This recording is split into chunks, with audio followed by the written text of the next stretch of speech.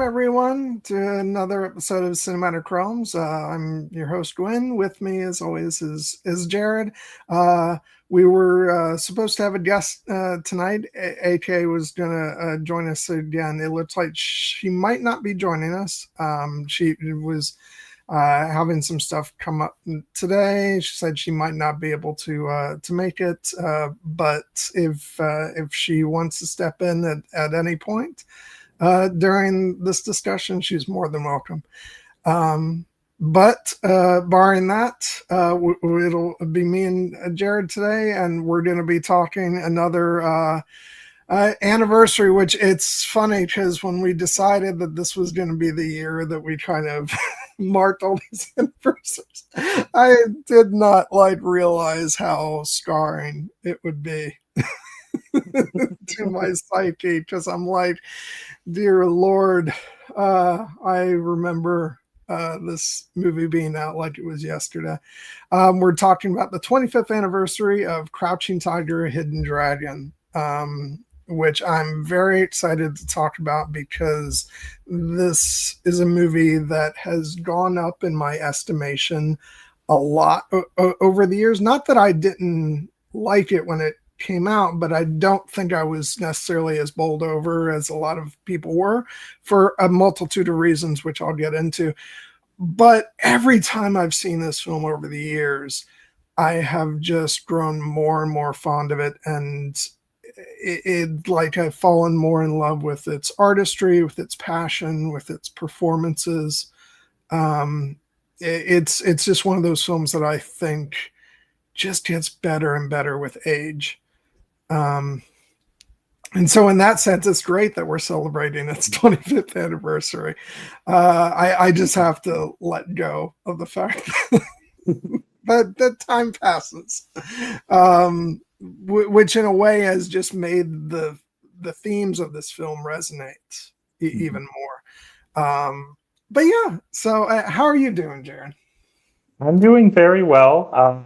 As you said, I'm sorry that AK can't join us, at least at the start. Hopefully she may still find the time. A wise man once said, life finds the way, but sometimes life gets in the way, and we understand that. So, but regardless, I'm happy to be here, happy to be talking to you, Gwen, as always, about this movie. This weekend's been a little bit more fun because I got to go out with my family to watch the Stanford football home opener. I saw that. I was like, oh my God, that looks like fun. Because I will say, and I'm sorry, I interrupted you, but I have to say, because so often I say I'm not into sports the way you are, Jared, but one of the things that I loved when I was younger, and we don't do it so much anymore, is I did love going to baseball games with my dad at the actual stadium. I'm not a TV sports watcher unless it's a movie. Then I can get to it. But live sports, it's just a whole different thing. Yeah. No, I mean, I went to every Stanford game when I was an undergraduate there. I love it. I hadn't been going quite as much in recent years because I live a little bit further away, but we drove up. We got to, go there with my sister, with my dad, with a couple of with my sister's fiance, a couple of her friends, and Stanford won, which was always makes the experience sweeter because they've been in a little bit of a rough patch recently, but this time they pulled it out, and I was very happy to see it. And then today I got to experience the joys and the agony of the TV sports watching when the Dallas Cowboys put me through the ringer in their game against the New York Giants. But then the golden god of kicking, Brandon Aubrey, saved me from going over the edge. So I feel I've had enough sports for the day, and I'm ready to talk about this movie. Well, I'm really glad that you had that to enjoy, because the world has been exhausting. Oh, well, I mean, yes, it has. Like anyone who's seen the news this week or any week, but especially this week, will know that we're not getting a break from the darkness and and the conflict. But we always believe at this channel that, one of the things art can do is it can refocus the mind, and it can help engender new understanding of some of the difficulties we're facing in life. And at its best, it can engender empathy, which is something that unfortunately as we see in the world, is in short supply, but is more needed now than ever. Yeah. Bottom line, I know I needed like a day of just falling like in love with the story and just being caught up in the emotions. I'm finding escapism is something like I always needed in my life, but now I need it more and more, just to help me get through things. But yeah, so today we are talking about this absolutely wonderful film. And oh, by the way, before we get into that, I did want to mention I said as much to you, but just like I'm showing off my one of my new pairs of glasses this week because I've started to realize that I guess as I'm getting older, like I've had problems with like I've been nearsighted for about, or at least I've been aware that I've been nearsighted for 20 years and had glasses for that. But I've started to notice that uh, like my reading distance is also not as great as it once was. So now I've got new glasses to take care of that as well. It's taking some getting used to because they're progressive lenses. And I'm like, this is weird. This is this is really weird. So yeah, but good timing because I'm going to a convention next weekend, so I want to be able to see everything nice and crystal clear. So yeah, so got that going on. But to jump into the actual topic of discussion for today, so I saw this movie back in 2000 when it not I didn't get to see it in theaters, but I did see it when it came out on DVD. And and shamefully the first time, and we'll start to get into why maybe I wasn't as wowed as I otherwise would have been initially, because the first time I saw this movie was dubbed in English, and I have since become one of those intolerable people that like I will refuse to watch 99.9% of everything that is available either subtitled or dubbed. I will never watch it dubbed because it just will never hold a candle to the original language track. So yeah, that was my first experience seeing it, and it just like I just remember thinking like it's good, but like a lot of the dialogue is really cheesy. And that's what comes with anything that's dubbed. Then shortly thereafter, I watched it in its original language, and I was like, oh no, nothing cheesy about this whatsoever. It's actually really beautiful, and the performances are very tender and very poignant, and it's an absolutely beautiful film. And so I feel like, as I said before, every time I've seen this movie, it rises in my estimation. And especially like now I'm looking back, and this also happened not too long ago when I revisited the film Super Cop, or it's called Super Cop. It's here in the States, but it's actually Police Story 3. And I saw Michelle Yeoh, and I'm like, oh, Michelle Yeoh is such a baby. Not as much in this movie, but like still like this is like, and to be clear, she's still kicking ass in the modern era. But this was like Michelle Yeoh coming out of her, her action work of like the 80s and 90s, and like and really channeling her dramatic skills as well. So this is like prime Michelle Yeoh, and it was such a joy just to revisit her performance here, and just have all that nostalgia of this period of time in cinema, and in my evolution as a cinephile. And not to just simply single her out, because this is a film that also has Chow Yun-fat and I'm going to get the names wrong with pronunciation, but Zhang Ziyi, and and so many other wonderful performers. I just like it's just astonishing. I'm going to let you get say some of your piece before I just start going on about the whole film. We'll get there.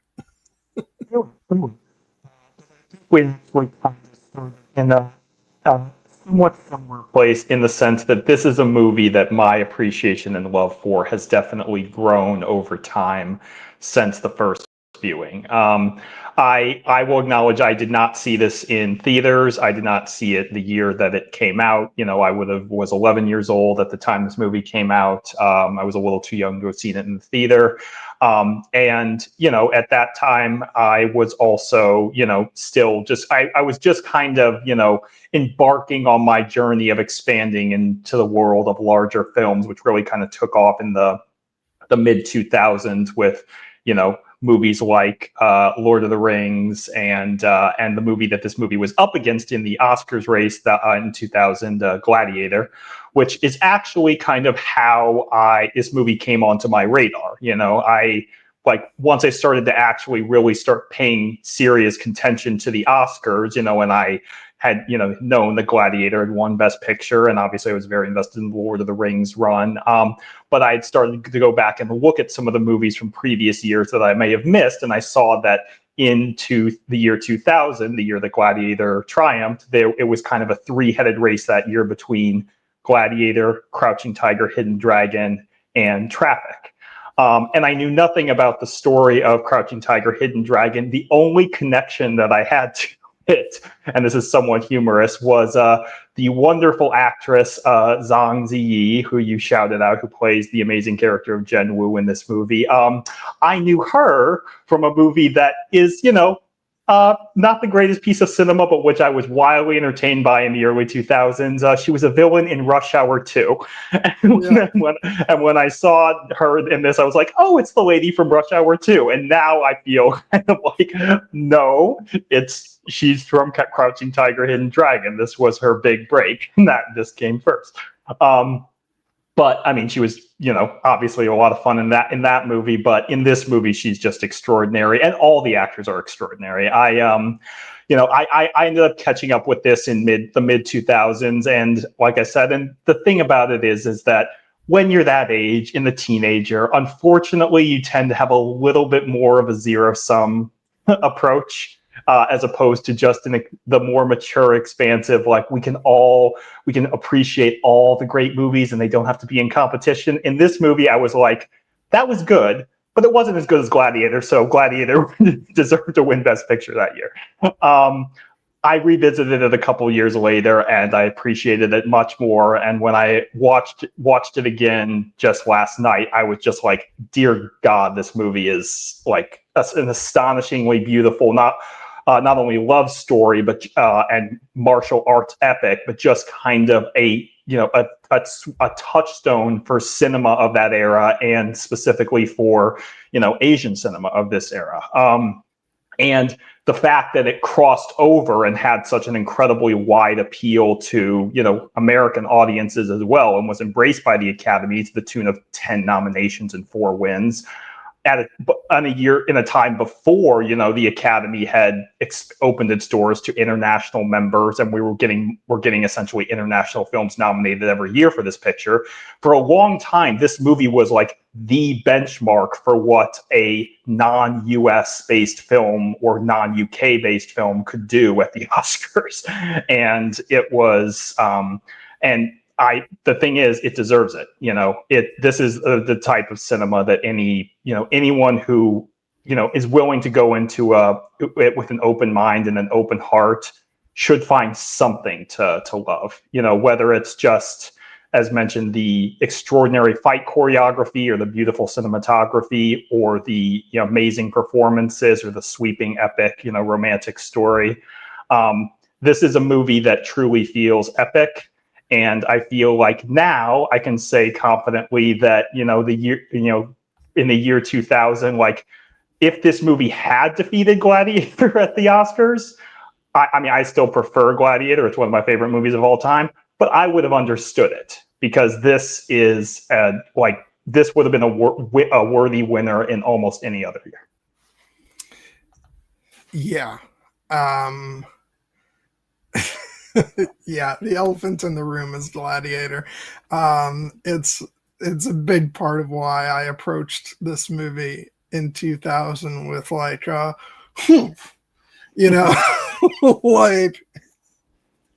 this doesn't match up to Gladiator. Nothing matches up to, because of course this was also still my period of like, you would have think that I would have outgrown this, once I passed from childhood into like my teen years, but like I think I was still in my phase of like,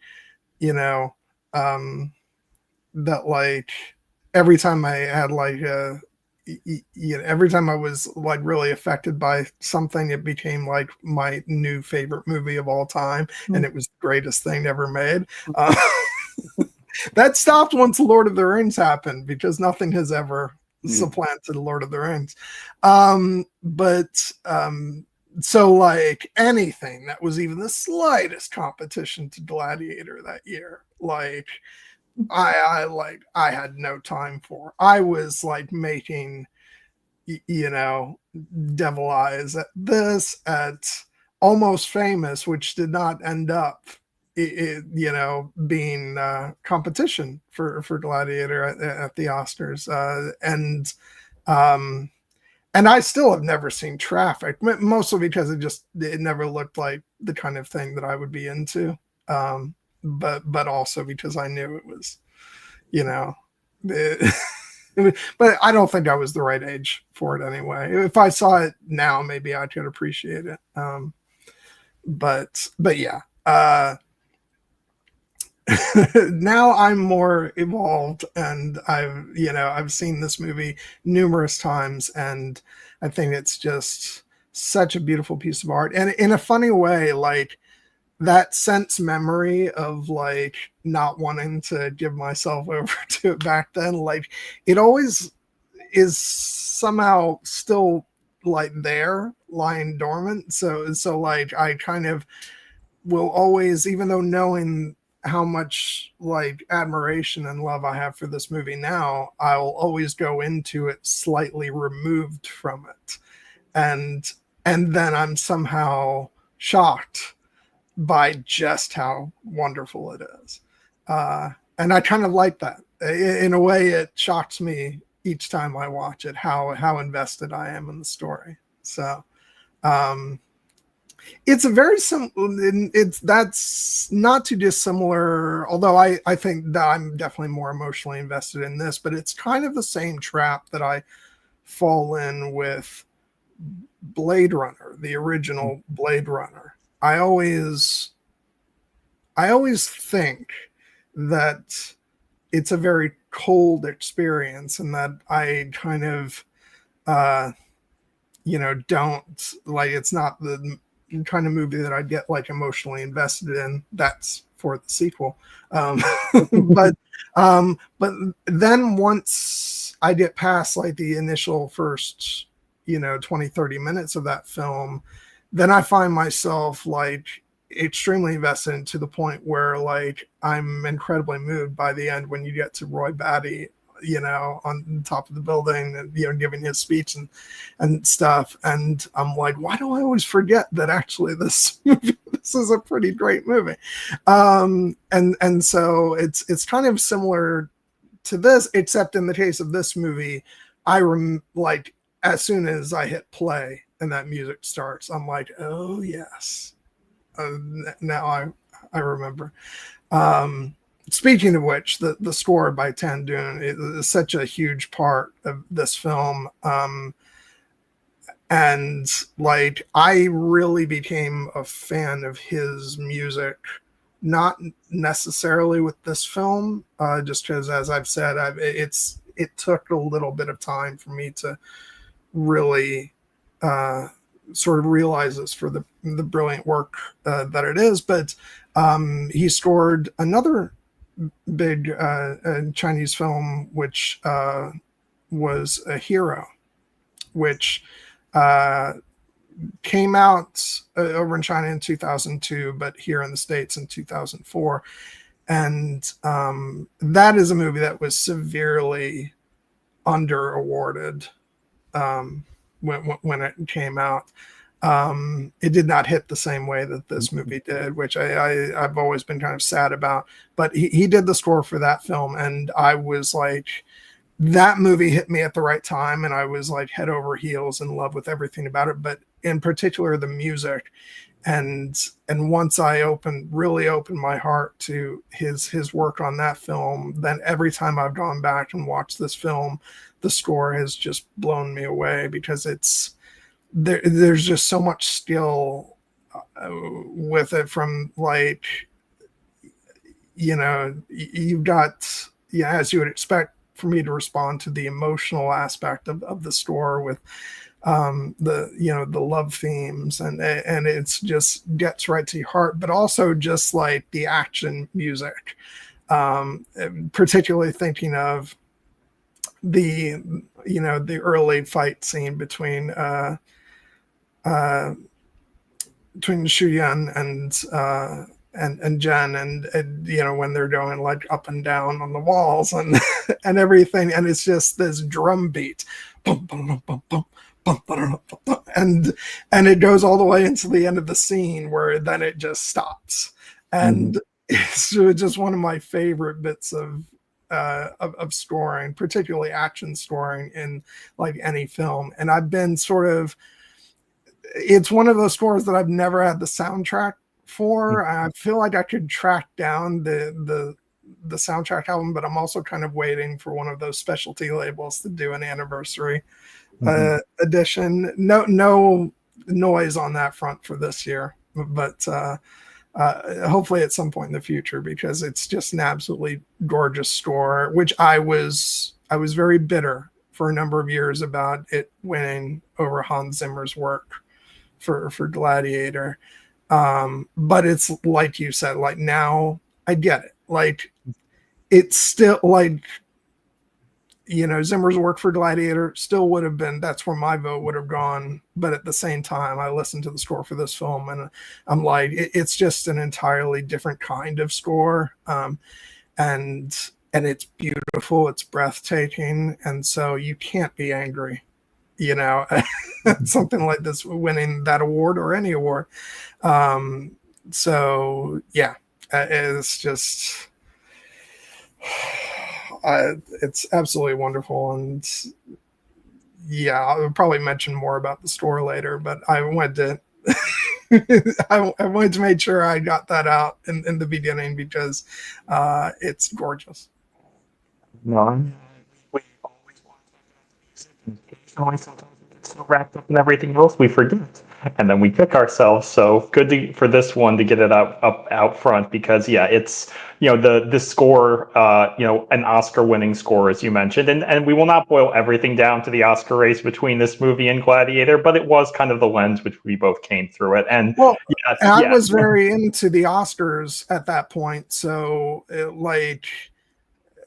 less so in years to come, but so it's impossible not to think about it in that way, because that was just like, that was how I knew about this film. So yeah, no, but I mean, as I said, I'm in a similar place. Like Hans Zimmer's score for Gladiator is one of my all-time favorite movie scores, so it's a high bar to measure. But the fact that Tan Dun's score for this movie, that I can look at it and say, like, this is every bit as an exceptional work, and if I didn't have the same, emotional investment in the Gladiator score that I do, I would have been singing this score's praises to the heavens as well. And as it is, I think it's a very worthy winner. And the fact that, this gentleman, he's a classical, composer. He's only done, I think, 5 movie scores in total, 2 of which you mentioned, this movie and Hero. So it's not the most extensive resume for film, but if you look at his list of other works like symphonies and operas and chamber and solo music, you're like, this man is clearly a musical, genius. And I think that his score really because this is an epic movie, he gets to play with so many different types of tones and with the music, the sweeping romantic themes and the action choreography and then the suspense as well. Like, I mean, the what always sticks out to me most in the score are the drums from this original action scene that you mentioned.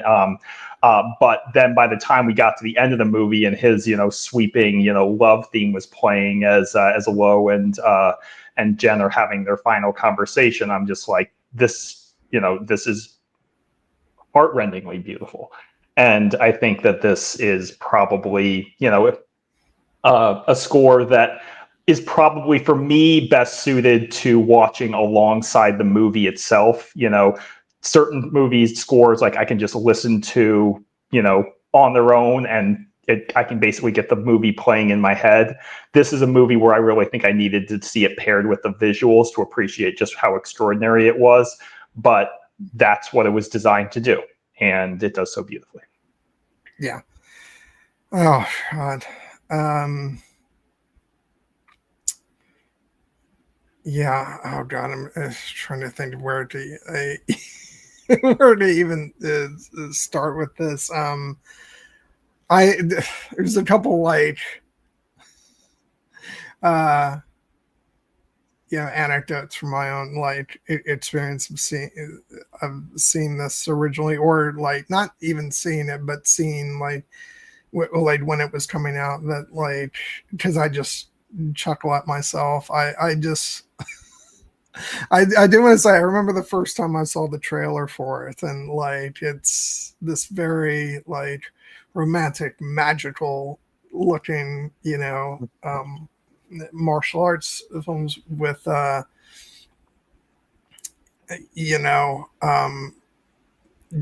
obviously great pedigree, from Ang Lee, the director of Sense and Sensibility, and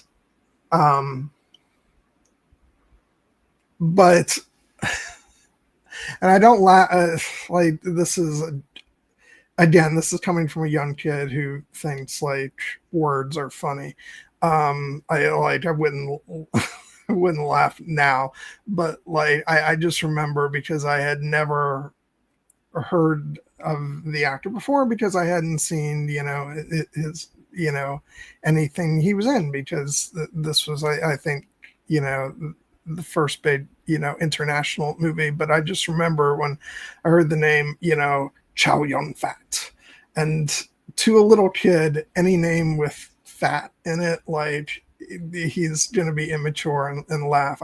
So I remember that being humorous to me. My apologies to Chow Yun-fat, because like you deserve better than a kid laughing at the word fat. But then the other part of it was when they said the name of the movie, Crouching Tiger, Hidden Dragon, and I don't know why, but again, to a kid, that just seemed like the movie just seemed so like the trailer for the movie was like so poetic, and like, and I don't know why, like, it's now I recognize that as like a a beautiful title, but I think like to kid me, like the concept of a crouching tiger, it just sounded funny at the time. I don't know why. And so I just remember being like a slightly immature kid chuckling at certain things, with the advertising of the film. And I don't know why I mentioned this. It just probably just to show that I've grown up over the years. but I think also it kind of shows the the sort of distance between me at that age and being exposed to like a different culture's art, because um because again, like I think like I had seen films from from overseas, but again, because I think every film, every Asian film I had seen, whether it was a Chinese film, a Japanese film, what have you, um I think hold on a second, I'm losing my train of thought because I've just realized that my camera has gone a little blurry. I thought it was my glasses. um okay, so the point that I was making there was that I think at that point, because everything that I had seen from overseas was dubbed, so a lot of those were like Jackie Chan movies. I mentioned Super Cop, which was one of the films that I had seen, but like I think there was an inherent um humor to every like imported film that I would see, because I think dubbing is inherently, there's a humor to it because everything's so exaggerated. Um, and, you know, worst case scenario, the words completely don't match what the lips are doing. Um, Best case scenario, they do a really good job of matching to the lips, but as a result, the script is kind of wonky where you're using the words that'll best fit what the lips are doing, but not necessarily what's best for the script itself, like getting out the content. And so I think that there's always an inherent, like, anytime anything is at least live action, anytime anything is dubbed, there's a sort of again, like a humorous quality to it. And so I think maybe kid me was just predisposed to not take you know uh not take certain things seriously. I only say that because I think that this movie was such a big learning curve for me in terms of what international cinema and in particular Asian cinema, like what was possible, that it wasn't just all, lips not matching words. It was like, no, this is like, and certain things are different. And, a title of a movie that like might to the inexperienced kid sound slightly hokey is actually poetic and has a meaning behind it. And just like watching this film with the original language and reading the subtitles as opposed to listening to the dub track revealed a poetry to the language and the writing, and and it's not even, it's as close as we can get, because it's even subtitle translations are not, they're not intended to be a one-to-one translation because the languages are just so different. But it got closer to revealing that beauty to me, so that I think I did evolve from that snickering kid to really appreciating a work like this, and not only the story that it tells, but the window that it is into revealing more about a culture that I don't know much about. And so I think at the end of the day, that's the legacy of this movie for me. And it was the first step. And because, like I said, a few years down the line, I saw Hero, which for me is like that was the one where, like I said, it was the right time in my life, and I fell like head over heels with this movie. And then retroactively, I'd go back to this film, and I'm like, oh, there's so much here that is so beautiful and just so amazing. And yeah, so I just, and that in turn has opened up the doors to the beyond Asian cinema, to, you know, things like Pan's Labyrinth, which I don't think I would have appreciated in the way that I did had it not been for this film. So yeah, I like, this movie played a bigger part in my um, evolution as a cinephile and just as a person, probably, you know, than I would have guessed when I first saw it. Um, and so in that way, I'm glad that like my actual adoration of the film has grown, because it would be enough if it was just like that movie that set me on a path, you know, but I have actually fallen deeper in love with the film as well as time has gone on, which is extremely fitting. Um, and so I don't know. This was a whole big rambling thing, but it was just one of those things that I, you know, wanted to touch on, because I think that this movie did have an effect on me. Even if in order to get to this point, I did have to tell some really embarrassing truths about my my first instinctual responses to certain things. Go ahead, save me from this, Jared. No, we're all friends. Be open about our own personal growth. And I do think that what we can definitively say from all of this is that we're not a fans of dubbing in movies when you can do subtitles instead. And, you know, I will cite the famous Bong Joon-ho quote from when Parasite won the Oscar in 2019, 2020, when he says, "Once you overcome the 1-inch tall barrier of subtitles, you will be introduced to so many more amazing films." But even then, I have to acknowledge that there are elements of this movie that I recognize that there's perhaps a reason that it took me longer to latch onto. And it's because, you know, this is a movie made, you know, and it's very grounded in Chinese culture, a culture of which I acknowledge my understanding of it is, you know, as an amateur at best. This is, one of the guests that we were hoping to have on, in addition to AK, was our friend AR, who is very knowledgeable and passionate about things like Chinese culture, Chinese literature, Chinese mythology. And watching this movie, I can recognize that there are elements and undercurrents of, you know, cultural, you know, relationships and touchstones in this movie where I can see, because the movie is not pointing a finger and explicitly drawing its attention to this, I'm missing it, and I know I'm missing it.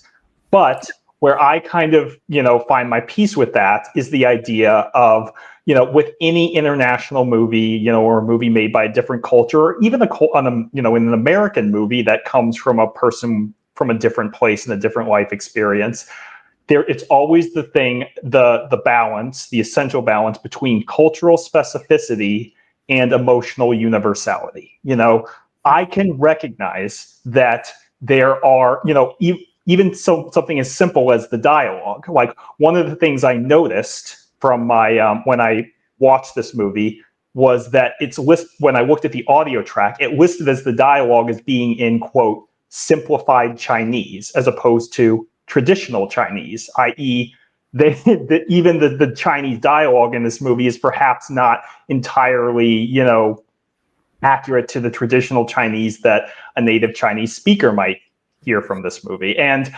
But ultimately, the point of this movie, and there are the certain relationships and cultural norms and things that perhaps, again, I don't have an understanding about the why or the how or the specifics of. But what this movie does extraordinarily well, and why it did become a major crossover international success, is because it is grounded in the human experience, the universal human experience. You know, the characters of Master Li and Shu Lin and Jen Yu and Lo are like, these are characters who we have seen similar archetypes in other movies, in Western movies or movies from other cultures, and the emotions that drive them are emotions that are recognizable anywhere on the face of this earth. Ideas of unspoken longing, desire for connection, regrets about the past, desire for revenge, the thrill of new love, the kind of the rediscovering of the spark of old love, and above all, the desire for freedom and self-determination. It's like, it does not matter what language this movie is in. If you have actors who can convey a performance that speaks to those ideas and conveys them in a naturalistic human way, then again, if you are open to looking past the 1-inch barrier of subtitles or the different language that you're hearing in your ears, you can connect with that. And I connected with all of these characters on this basis, and I think that is why this movie is ultimately a shining triumph of what storytelling can do. The whole idea of the Joseph Campbell myth of the hero with 1,000 faces, that if you go, no matter where you go in the world, you recognize even among human cultures who had never interacted before up until that point, the stories that they tell have similar ideas and similar motifs and similar, touchstones. And it's because we're not that different after all. And I think that is one of the major takeaways I get from this movie. Again, cultural, specificity and emotional universality, you need both. And when you have both, and along with, the great technical aspects this movie has and the great performances, you have a work of truly beautiful art that can, cross the dividing lines that we sometimes believe can't be crossed. Yeah, and not to stay on the subtitle versus dub thing, but I think it's an important point. You talk about the sort of universality of the emotions being conveyed, and so that even if you don't understand certain cultural things, it's the emotion of the characters and the actors' performances that I think like there is something that is universal that can be understood by all. We understand the love between two people. We understand like fighting for your life, and the reason for me why dubbed versions just don't cut it is because then the spoken word is completely removed from the emotion coming from the actor, and you're only getting half of that performance, and then the other half is being filled in by, I don't want to like devalue what dub performers do. It's very important to reach certain areas of the audience, but at the end of the day, you are giving a performance where the chief goal is usually to fit as close as possible to what the original actor's lips are doing while still conveying the meaning. But that's different from the original performance where the only requirement is conveying the emotion.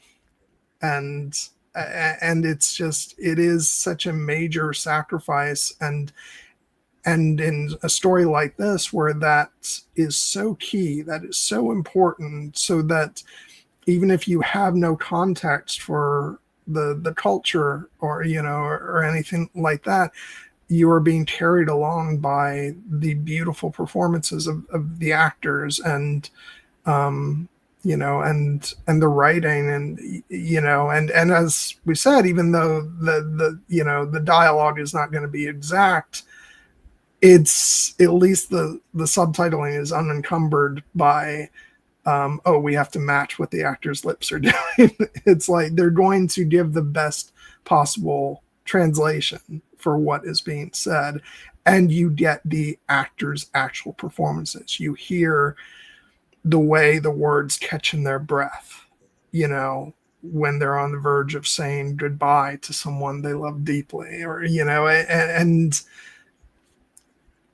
to lose that, it just doesn't, it's never works for me. And so that's why it's so critically important. I remember like the big thing for me watching this film for the first time with subtitles was getting to that final scene between Xu Yan and Li Mubai, and being thunderstruck by the emotion in it. And none of that was there in the dubbed version for me. And so, yeah, it's just, I think it's of critical importance for exactly what you're talking about this, the things that can be understood by all cultures. I think that's so dependent upon when it comes to, films like these from other countries, that you actually hear the actors' performances.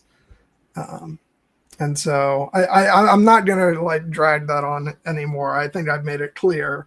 Fan of subtitles, not a fan of dubs. but I think that so many people who don't want to read subtitles will just roll their eyes at you and be like, I don't want to read the movie. And it's like it's so much, you don't understand what you're losing. And I know for some that might make me intolerable to some people, but I'm just like, it's one of those things that I cannot let go of. I just can't.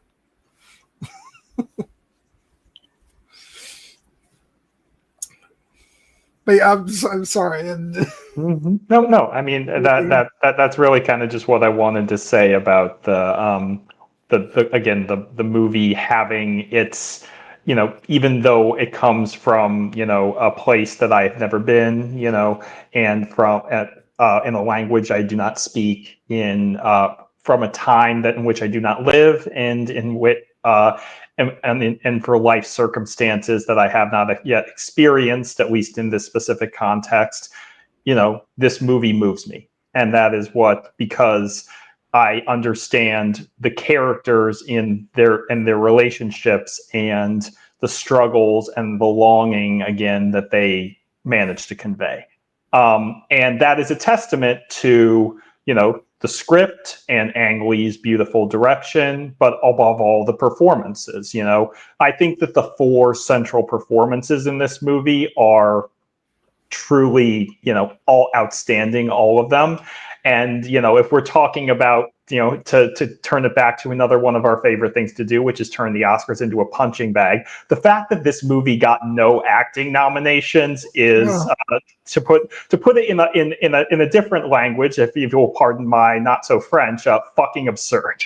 Because all 4 of these performances are worthy. And especially, now, like a couple of years ago with Everything Everywhere All at Once, Michelle Yeoh finally got her long overdue recognition, becoming the first actress of full Asian descent to win the Academy Award for lead actress. And obviously it was very well deserved for this movie, but for this movie, like, she should have had a nomination much earlier. It was, I ended up laughing a little bit when you mentioned that you watched this. You're like, oh, Michelle Yeoh is such a baby in this, because I watched this movie. I'm like, oh yeah, so Michelle Yeoh is immortal. She basically she has not aged in 25 years.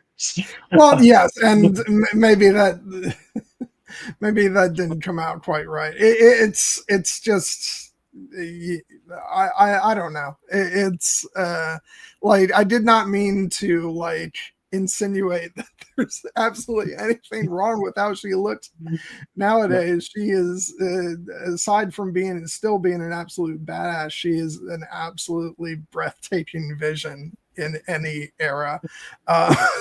So like, I hope like no insinuations about like that wasn't taken the wrong way. But it's just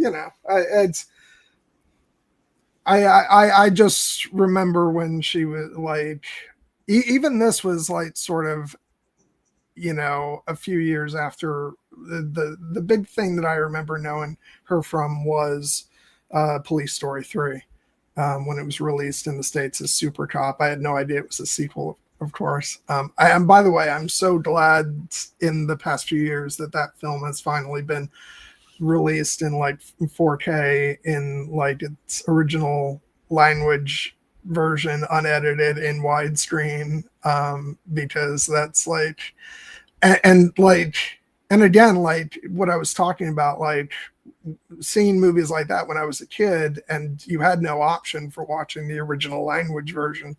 So like there was sort of, and that's not a super serious film. There's intended comedy in that, but just to get to see it treated with a bit more seriousness in its original language version, like it's a whole different experience. And plus, the Weinstein Company made a whole bunch of horrible cuts to the film as well.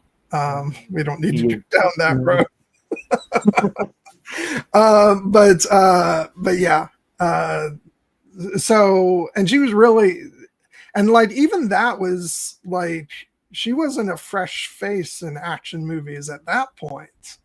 She had been doing stuff in the 80s, but I think that was when she really became known to American audiences, including yours truly. And so I'm just familiar with the many different eras of Michelle Yeoh. And like for that movie, for Super Cop, she was credited as Michelle Khan for whatever reason. And so like, just going through these different eras. So yeah, to me, it's like looking back on this, I'm like, oh, Michelle Yeoh back when she was a baby, it's just like such a different time for me. Even though she's still absolutely stunning, and yeah, I would absolutely run away with her. Just saying. But as far as her winning the Oscar for Everything Everywhere All at Once, like she absolutely deserved it for that film, no question. But I also like to, in my personal headcanon, I do like to feel like it was for everything she's done in her career, because she has so deserved it for so many things. But yeah, and then yeah, so she was definitely the main draw when this movie was coming out for me. I was excited to see her in this.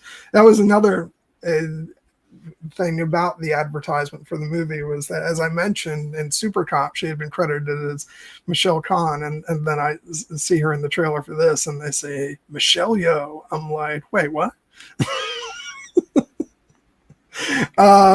So there was that, but yeah, I just, and we'll get into like individual moments with her that are just so beautiful, but I want to make sure we heap praise on the rest of the cast too. Obviously, Chow Yun-fat, is just like, and again, like, I still don't know that I've actually seen any of his other work, because I know he did like a lot of, like, from what I understand, he, up to this point, he was very much known for like gangster movies in China, which I don't have any reference for, because I actually haven't seen him. I should probably correct that, because he's an astounding actor, and I feel like he's been in other things, in like more international productions as well. I just can't put my finger on it. I mean, later work that you weren't forgetting a major touchstone for us with a little movie called Pirates of the Caribbean at World's End. Well, he's so different. But he's got some nasty teeth in that, man. He does. Yeah. I had seen him in a couple other movies. Like the movie that introduced me to him was the movie Anna and the King, where he co-starred with. I remember that. with Jodie Foster. But obviously, the bulk of his career, as you mentioned, was in these kind of gangster movies, and some of which I have seen, some of which I have not. And obviously, he is, for an actor who's been working as long as he has, it seems silly to distill his career down to just a few roles, but this is like, to me, the towering pinnacle of his filmography, at least that I've seen. And his, because he's playing a character who is, a master of his chosen martial art. And he is incredibly capable. What he does in this movie with like just stillness and silence is, honestly, one of the marks of the greatness of his performance. They can be that captivating when he is not often giving these big flowery speeches that we often associate with grand acting. But, some of the very best moments of acting in this movie are just moments where Master Lee and Xu Wen are looking at each other and saying nothing. And that is the testament to Chow Yun-fat and Michelle Yeoh, and just what they do with their eyes, which again, eyes are universal, it's the kind of thing that you don't need to speak in order to convey emotion with your eyes. And a lot of times you can't, you can't really hide what's behind the eyes either. This is why, people who, when you're looking for signs that people might be lying, a lot of times you look at their eyes, because it's hard to fool. And this, yeah. I did just want to mention one of my favorites sort of comedic moments in this movie. Like, the movie starts off with her inviting him to, come to Peking. Peking is that? Beijing, basically. Beijing. It's the ancient. Yeah, but they say Peking in the movie. Yeah. Yeah.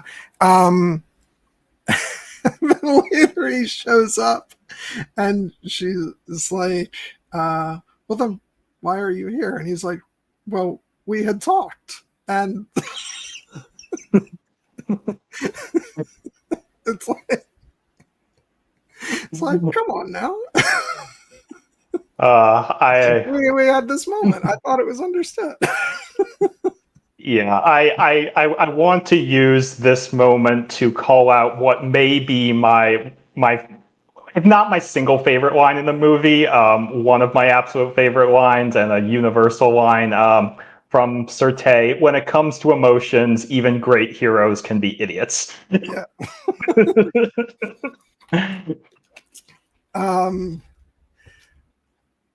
Yeah, I mean, it talks more about that, but I will just interject some titles that I haven't actually seen, but I do remember, like,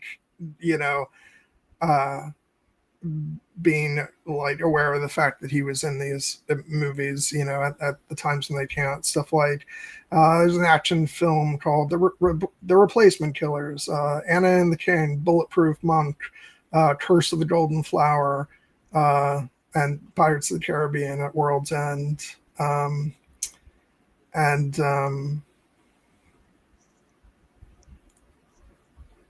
Yeah, some of those. So, like, I was aware of, him and stuff, but I think this was the major thing that I came to know him from. And I love the character of Lee Mu-bai so much, just because, which is not to say he's not without, his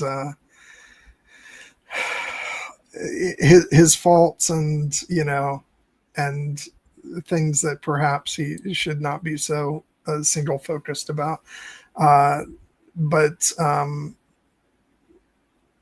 he's someone who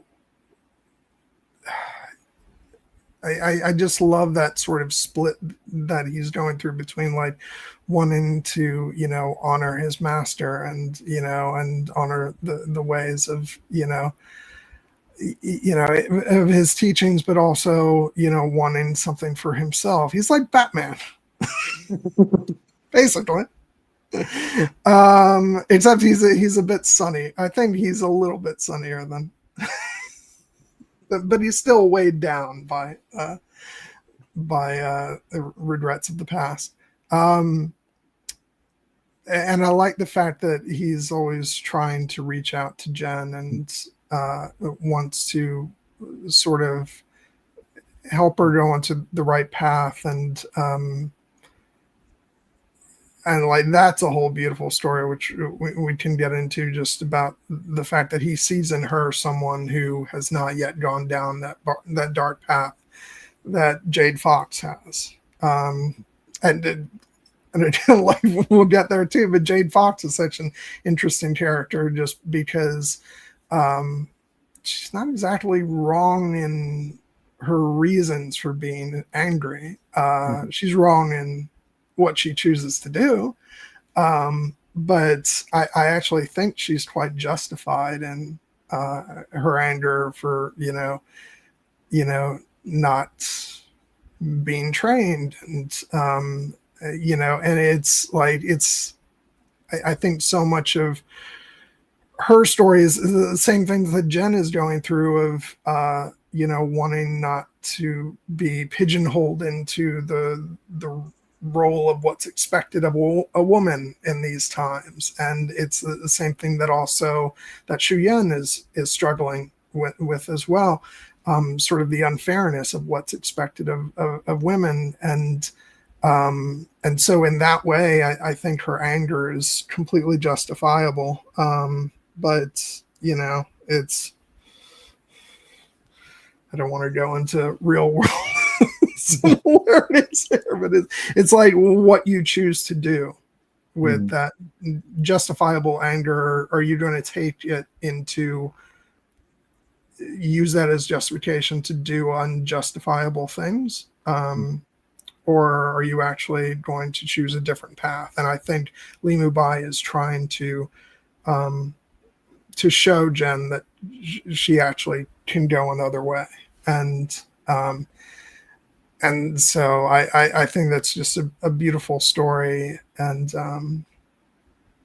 that just brings all these characters together, and such wonderful performances, which that's actually a good segue into talking about Zhang Ziyi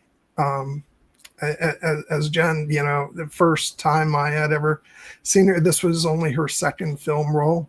And I know in the interview on the 4K that I watched today, and sorry, I'm blanking out for a second. Ang Lee talks about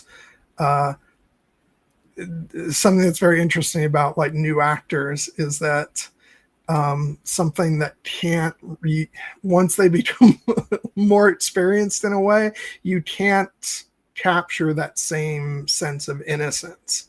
So it's actually, in a way, it's really good to capitalize sometimes on that freshness that a new actor will bring to. It's almost like they're channeling their own experience of going into this big, wider world of acting and cinema into the character.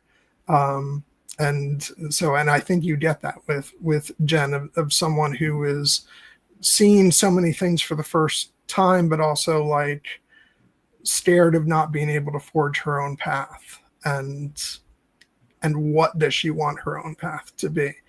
And yeah, I just think that like, as much as like Michelle Yeoh is my favorite performance in the film, but this is like undoubtedly the breakthrough performance of the film. And I just I just think she's absolutely astonishing. And I particularly like as much as all the emotional turmoil stuff is good, I really like the sort of back and forth stuff that she has with Low, and it's like that sort of, it's like, it is like a romantic comedy was that back and forth bickering that they have plopped in the middle of the movie. Starts off with the kidnapping, kind of, but but it gets romantic. And so I really love their chemistry. I thought it was great, but I also love it. But then, like, that's the thing, there's so many different facets to her character and her performance. Like, you've got the sort of romantic bickering between them, you have the sisterly affection, but also rivalry between her and Shu Yan, and then between her and Li Mubai is this sort of, mentor mentee, but she, like, part of her wants that, but then part of is like proving herself, like, you think you're going to show me, I'm going to show you. And then the real almost mother-daughter relationship between her and Jade Fox, and the daughter not wanting to reveal that she's surpassed, her mother mentor figure, because she cares for her and also maybe fears her, and so that's fraught with a lot of interesting emotions and stuff. And so I think it's so great how she has so many different relationships to play in this film, and she just brings such wonderful subtlety and humor and drama to each of those different dynamics. Watching this movie for this on this time around, I really came away most impressed with Zhang Ziyi's performance as Zhen Yu. I had always, loved her performance. As I said, she was kind of one of the hooks that drew me into the movie. But in this movie, on this viewing, it really, crystallized for me that she is the heart of the film.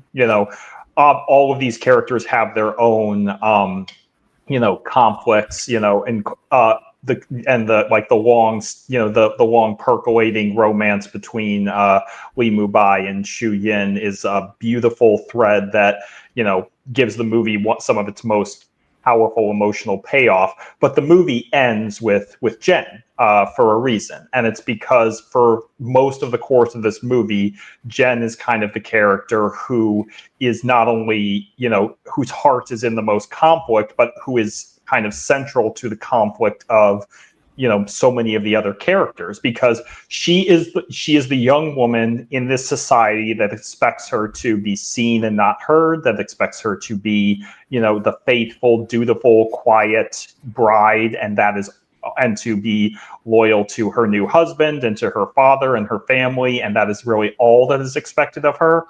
And that is not what she wants in her life. Even before she meets the character of Lo and has this relationship that at first challenges her, but then becomes incredibly important to her and very deeply meaningful. She knows that there is something else out there for her. There is something more, and she is trying to find a way to express it. And a lot of times the way that she is finding to express it is, she's having to almost smile through a mask to convey what it is that what her heart actually means. All of her interactions, you can see that she's trying to put up that facade, but there's always something else going on underneath, whether it's when she meets Shu Lin in the beginning, and she can barely hide her eagerness to meet this older woman who has gone on so many adventures and has not had to get married and has and clearly has so she thinks so much to teach her. And then that was obviously one of the interactions that drew her to Jade Fox, the fact that Jade Fox has clearly not decided to conform to societal expectations for her and has carved out her own very dangerous life. And then her dynamic with, as you said, the character of Lo, where it starts off and is a very classic meet cute, and the underrated bit of comedy is that yes, they are attacked by him and she chases after him, but the hook that she focuses, and obviously there are many reasons she does this, but the hook that she focuses on is you stole my comb, give me back my comb.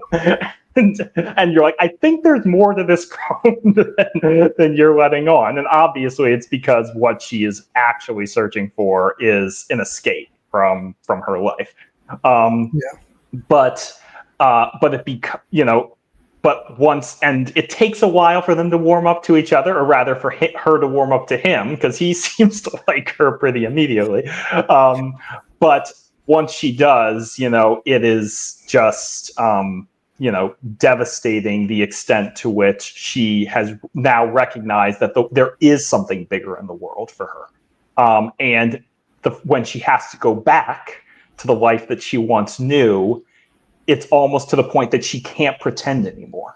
She almost doesn't want to pretend. She puts up the bare minimum of the facade that she needs to kind of like allay her father's suspicions. But anytime she's outside of that compound, she is just, she can't be contained, and it's clear that whenever she's in doing something like fighting, like she has this dynamic where she clearly admires Shu Lin, but when she's fighting her, she is relishing the opportunity to show just how capable and dangerous she can be.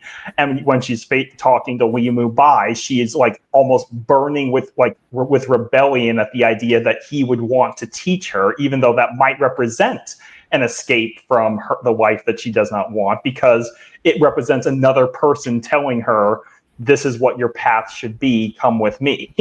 And she can't have that. And I'm so glad that you mentioned the moment of her with Jade Fox, because that is actually one of the few moments where we see before the climax with Lo, where Jen actually drops her kind of combative veneer and tries to be honest and emotional and open with one of her mentor figures. The moment where, she acknowledges to Jade Fox that, yes, she has long since surpassed her because she can actually read the ancient martial arts diagrams, not just interpret the diagrams.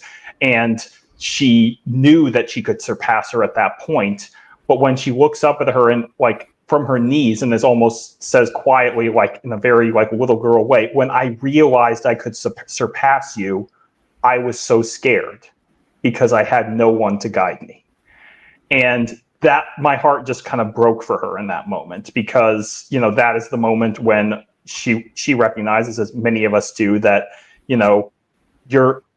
there's no one to catch you in the world. At a certain point, you have people who love and support you, but it's on you to make it. And unfortunately for her, Jade Fox's relationship with her had been, even though I do believe Jade Fox cared for her, her relationship has been more transactional, and the fact that she feels so betrayed in that moment means that she walks away, and Jen loses that connection. And so ultimately it all comes down to that final moment that she has with Lo, where she has finally, she has the opportunity in theory to have everything that she wants, but she's been so, damaged by everything that has happened that she almost can't allow herself to believe that it could be real. And she needs to take a literal leap of faith. And I just found that to be, it's one of the most haunting and beautiful images the movie could have ever ended on. And I think that it just left me thinking again that Zhang Ziyi's performance really is the heart of this movie. Yeah, and it's interesting, not to jump all the way to the end already, but what is your interpretation of what happens at the end? Because I realized watching this that my interpretation is different from what it has been in the past, and has probably changed numerous times over the years. But I want to hear what your interpretation is. So I almost have to make a choice in that moment. There are times when just the reaction comes naturally to me where I'm like, this is what I feel happened, and it is what is in my heart, and I just Like I can't see the movie any other way. In this movie, I can see it multiple ways because, this movie, even though it's not overt, it does have fantastical elements to it, to the Mm-hmm. point that you could allow yourself to believe that there is some form of magic in this world.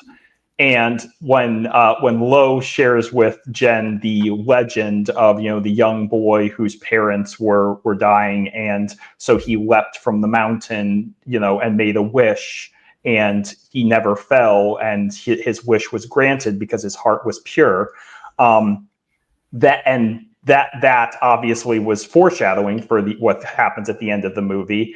And when Jen recounts that legend back to Lo and asks him to make a wish before she leaps, that could be interpreted so many different ways of, is she, and like, is she actually hoping and believing that this is the case, or is she acknowledging the kind of the tragic reality of their situation and is trying to give him comfort in that moment, because his love for her is pure, and Li Mubai had said to Jen, her heart was pure, she had not yet been corrupted, but I'm sure Jen doesn't feel that way.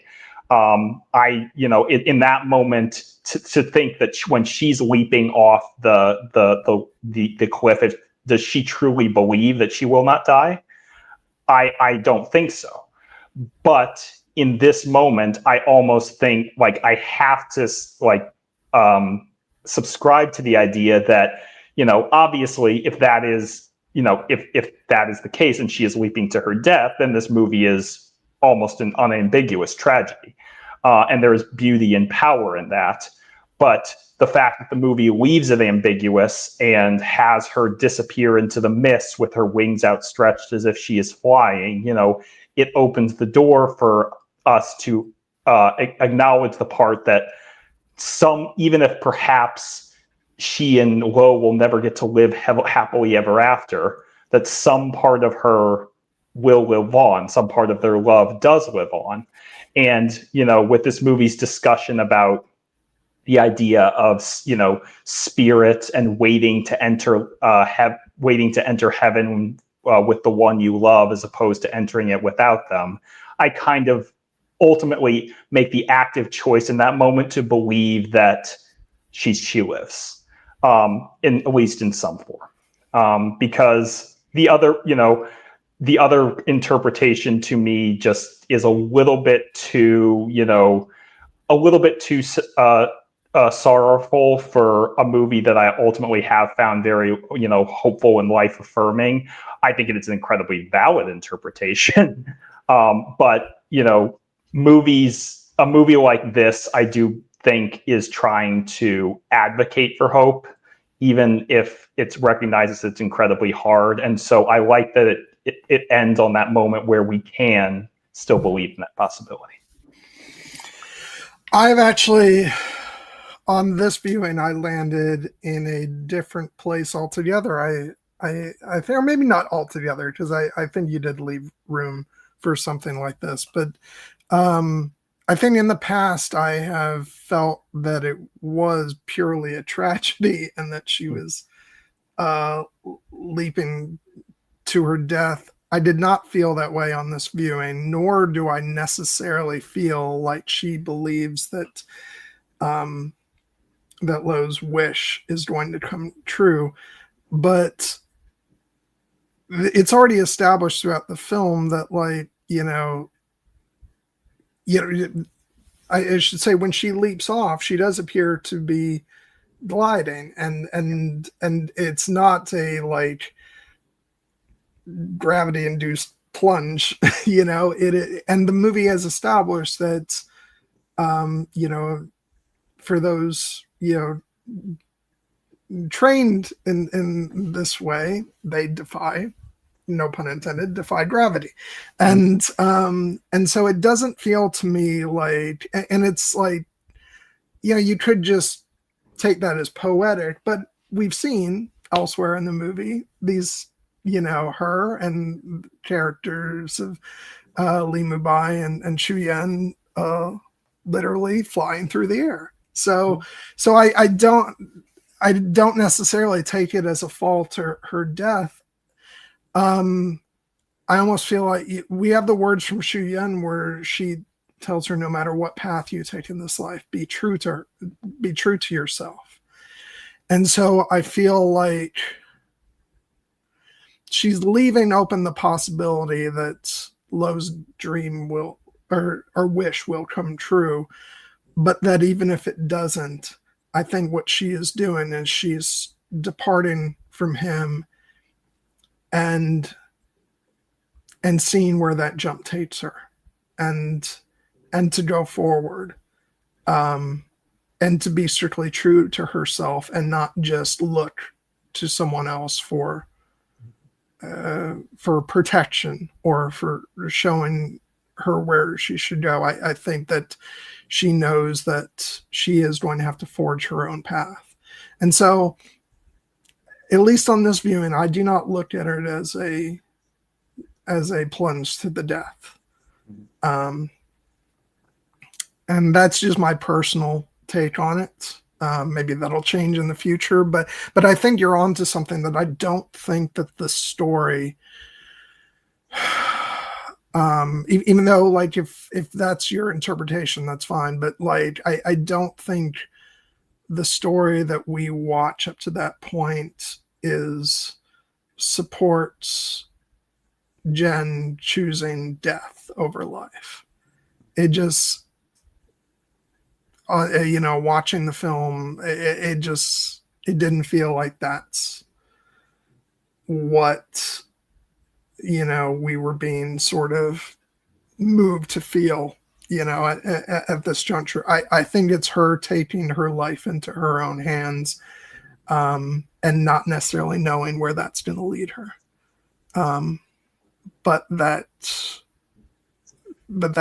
as much as she may want to stay with Lo, I think she understands that perhaps that she would not be true to herself if she stayed with him at Wudon. It's just, or even go back to the desert. Although if the wish comes true, then I don't know what she does. maybe at that point she's like, well, hey, if having taken that leap, if that's where I'm led to, then maybe she'll let herself have that. But barring that, I think she knows that the only way forward is to take that leap. So yeah, at least this time around, I don't feel like it's a moment of death. Yeah. No, and even like, again with this movie, clearly acknowledges like the possibility of like the afterlife and things, and a world and connection beyond this one where connections of the heart can endure. And I think that when like when you go back to Lo's original speech about that, the legend of the boy, where he says he didn't die, he wasn't even hurt, he floated away, far away, never to return. He knew his wish had come true. If you believe, it will happen. The elders say a faithful heart makes wishes come true. And the faithful, like all of those elements are present here in that, Lo's heart is faithfully devoted to Jen. It does seem that her heart is devoted to his. But the story of that legend is essentially the idea, goes back to the kind of the classic, idea of the, like, if you love someone, set them free. And Li Mubai and Chow Yun had had something similar in the idea of the when Li Mubai had been talking about the philosophy of, my master would say, there is nothing we can hold on to into this world. Only by letting go can we truly possess what is real. And Chow Yun kind of counters that with the idea, well, I'm here with you. My hand is not real. My touch is that not real, and it is. But in the larger, grander sense, that kind of, spiritual philosophy of that, like, trying to cling to something, to possess something that you might not be able to, to possess someone, it's not always, the world doesn't always let you do that. And sometimes to try that leads to greater tragedy. And sometimes you have to take it on faith that there will be another time, there will be another place there that you will find that person again. And yes, I and 100% believe that when Jen makes that leap, she is doing so with the hope and the belief that, it will, if she, makes this leap, it will take her to a place where at some point and some future, she and Lo can have this moment again. It's just not this one. And but I 100% agree that, like, when she is making that leap, she is not doing it with the expectation that it will be her death. It is it is a possibility that she acknowledges, but people who leap from a high cliffs with the expectation that it will be their death are doing so out of a moment of despair and fear. And I think in that moment, Jen is not in despair, nor is she afraid. I think that she is, in deep sorrow, but I also think that she does still hope. And I think that because the victory of this movie, in many respects, is the idea that, Jen did see, Liu Meibai and Xu Wen, like, she got to see their final moments. These two people who loved each other for essentially their entire life and then had to say goodbye to each other at the end because they almost waited too long to say what they needed to say. And she and Lo have already said, expressed their love to each other many times over. But I think that it leaves an impression on her that, we can hold on to things in this world, but in this world, if we try to, defy, if we try too hard to cling to that, like if they just go and run away and are being pursued by her father and their agents, then that might not be the life that either of them want in the end. But again, maybe there will be another time, another place where the very real love that they had can just be. And I think that is the hope that she has when she takes the leap. Yeah. Good. So we have hopeful thoughts for this film's ending. Yeah, it's very interesting how those interpretations can shift over the years, because I remember there was a time watching this movie when I felt that was a leap to her death, which to be honest though, and yeah, as we've said, it's a valid interpretation, but also just from a sort of practical standpoint, it's like she's clearly falling gracefully and in a way that we've seen many times already throughout the film. So practically, if that's a leap to her death, it's not a very effective one. That's all I'm saying. But realism comes into play. The fact that we've seen that these characters can do almost impossible things. So the idea that she could theoretically, fly, for lack of a better term, does not come out of nowhere. Well, no, and for me, nothing that in the way that she goes down is out of step with what we've seen her do. Yeah. Throughout the film. So for me, and like I said, I think you can interpret that sort of poetically, but given what we've seen throughout the rest of the film, I choose to interpret that at least partially, in a real sense of So I think that that's just her making a choice, sort of come what may. If the wish will come true, it'll come true. If not, then she is taking a leap into her own destiny. And so yeah, that's my feeling on it. Yeah. Now to sort of backtrack, going from very serious discussions about life and death, I'm going to jump back to what you were saying before, and let's see if I can get his name correctly. Lang Si-hung, who plays Sir Tay. I really enjoyed him in this movie as well. Mostly because of that exchange with Xu Yun, where, he's like, even great heroes can be idiots. And I also love the fact that he wastes, like, I know he's like communicating like a message to the guy, but I love that he wastes no time once he's given the Green Destiny sword and showing it off. He's having his talk with the governor. He's like, to make my point, let me show you this legendary sword that is now in my possession.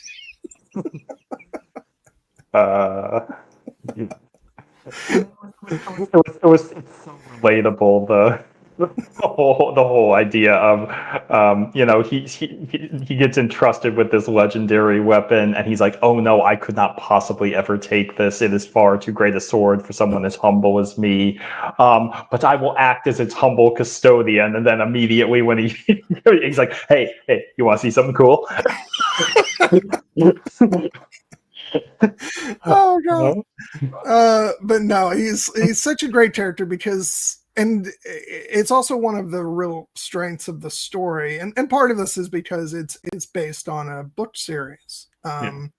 But like, I love the fact that there is such history to the story of these adventures that Li Mubai and Xu Yun have had, and the fact that Sir Tay is one of their oldest protectors, and like there's this history between the characters that like gives this story a real sense of depth.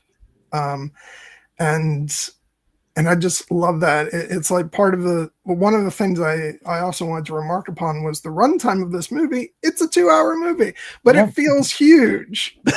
I remember this feeling like it's a big epic adventure. So I was like, it's got to be at least like 2.5 hours. And then I saw the runtime. I'm like, wow, they packed all this into 2 hours. Yeah. Take a lesson from that, filmmakers of today. But like, but part of that is just that it feels steeped in history, of that these are characters who have known each other, and and that like I love that there's been like a whole what would you call it, the CTHD universe. CTHDU. There we go. Where like there's been this long, storied, tales of adventure, and these are the characters as they're approaching middle age and being like, it's maybe time we walk away from this. It's basically, this is their Logan. Or Unforgiven, what have you. So I love that, and so that's why I wanted to single out the actor who played Sir Tay, because I think he's part of that. And it's like he's a very proud, not proud, that's the wrong word, but like respectable person, and like I like the fact that he's Although there's a bit of comedy too. I was going to say, he even like refuses to believe that the governor had anything to do with the sword's disappearance, but he's like, but at the same time, maybe I shouldn't have showed it off right away. But no, he's great. Chang Pei, who plays Jade Fox, we've talked about that character a bit. Just really good. There's a side to her that is total like villainous of I'm going to sneer at the camera. But then there's also, I think, a lot of tenderness to her performance as well, and the scenes with Jen, and you see someone who has actually gone through a lot of hurt and pain, and like I said, I think a lot of her anger is justified, and I think that's played really beautifully, and it's an interesting spin on a character who could have just been played simply as a villain. And then I'm trying to look at some of the other characters. I also really like the character of Bo. Yeah. He's like the security guy of the estate. And like, I just love that, one night he's just doing his rounds, minding his own business, and then he gets swept up. This whole thing with, father-daughter, who are like, hunting down Jade Fox. And he's a fun side character. But yeah, no, just a lot of, I think the cast across the board for this is really good, so that even these sort of bit smaller parts are fun and well done. And there's actually a bit more with Bo as well as the police inspector and his daughter in the deleted scenes on the 4K for anybody who has that and wants to check them out, where it actually introduces those characters before we see them in the movie, so that he actually sees them performing in the streets.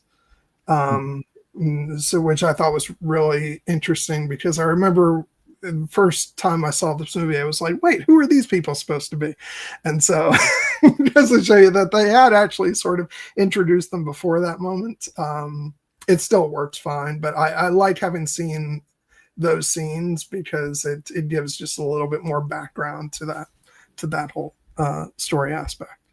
But they're not the main characters, so like I understand why that stuff went. No, I mean, I think this movie, kind of strikes an expert balance with most of its characters. I do kind of wish we got a little bit more resolution on like the character of Bo and Tsai Mei after her father is sadly struck down by Jade Fox. Kind of speaking to, again, kind of the cost of this like single-minded pursuit for revenge and what it can bring you, unfortunately, in the end. But because it seems like but afterwards they seem to come to a little bit more of an understanding with each other, and perhaps there could have been more of an opportunity for healing there. But the character. I think there's some healing. Oh, I think I was going to say that's what I was thinking. I was like, when he's like, I'm standing guard, and she's basically like, come inside, and then he says it, and she's basically like, no, come inside. We don't have to be afraid if we're alone. And I'm like, I think I get what what's going to happen in there. I'm just saying, if a girl is that determined for you to come inside, yeah, you should go inside. And he goes inside. Yeah. So happy endings for them both. In more ways than one. But in terms of the character of Jade Fox, she's played by Chang Pei, as you mentioned, who is apparently, she's a legend in, action cinema. She was known as the Queen of Swords and the Queen of Martial Arts films, and had starred in many of these types of movies before she kind of regained international recognition. And I think, as you had mentioned, she kind of represents an interesting, villain for the movie. She's probably the closest thing we have to a purely villainous character in this film, but her motivations are so incredibly relatable in the sense that, she is also, she's a criminal. She has decided to put herself on the wrong side of the law, but it's because she thinks that a lot of those laws are designed to constrict and restrict what she can and cannot be. And she's right. And she is 100% right. Like that kind of that cutting line that she has to Wu Mubei about the fact that he would, her master, who he obviously reveres and considers a great man, the fact that he would sleep with her but would not teach her, and would just kind of struck her as just this appalling kind of hypocrisy. And the way she spits at him, he deserved to die by a woman's hand for that kind of arrogance. You like, again, you don't want to necessarily condone her murdering him, but you were also recognize that in this world, like, she may have felt that was her recourse to power or to freedom and self-determination. And I think where the tragedy of her character really starts to shine through is in the fact that we see she is actually very much like, Wu Maibei and his master, and like the relationship Wu Maibei is having with Jen, in that she wants a pupil. Like her affection for, like, perhaps she entered this, arrangement where she was disguised as the governess as a way to hide out from the law originally. But the connection that she forged with this young woman is clearly something that she sees has potential. And like, she wants to, she may have some selfish ends for, trying to convince her to run away so that they can be master and student. But, there's a desire for connection there that's honest and real. And the sense of betrayal that she feels when she learns that, that Jen has surpassed her and hidden this knowledge from her in the end is like that. It almost breaks her in a way, in the final part of the movie, she's almost unhinged with her desire to get revenge. As she said, she thinks that Wu Mubei deserves to die for his actions, but who she actually wanted to kill was Jen, because it's just, she could not forgive her for this betrayal. Well, and that's, depending on your point of view on what's justified, like, I concede, because we don't actually ever have the chance to meet Li Mubai's master. So Li Mubai certainly seems to think highly of him, but that doesn't mean that he was not an extremely flawed person. So if you want to stretch things, you can say, maybe her killing of him was justified. Maybe it wasn't. We don't really, we weren't there to see. Maybe like because he personally sounds like took advantage of her, in that way. It's where he wouldn't train her, but he'd be more than happy to sleep with her, as she says. The harder pill I have swallowing is when she says that Li Mubai deserves it. Why? Just because he's part of that system, I would gather. Okay, I know some people in the world who would find that justifiable. I'm not one of them, but I can still see that. But it's her decision to try to kill Jen that I think plants her irrevocably in the column of villain, and someone whose own like hardships in life unfortunately have turned her to that.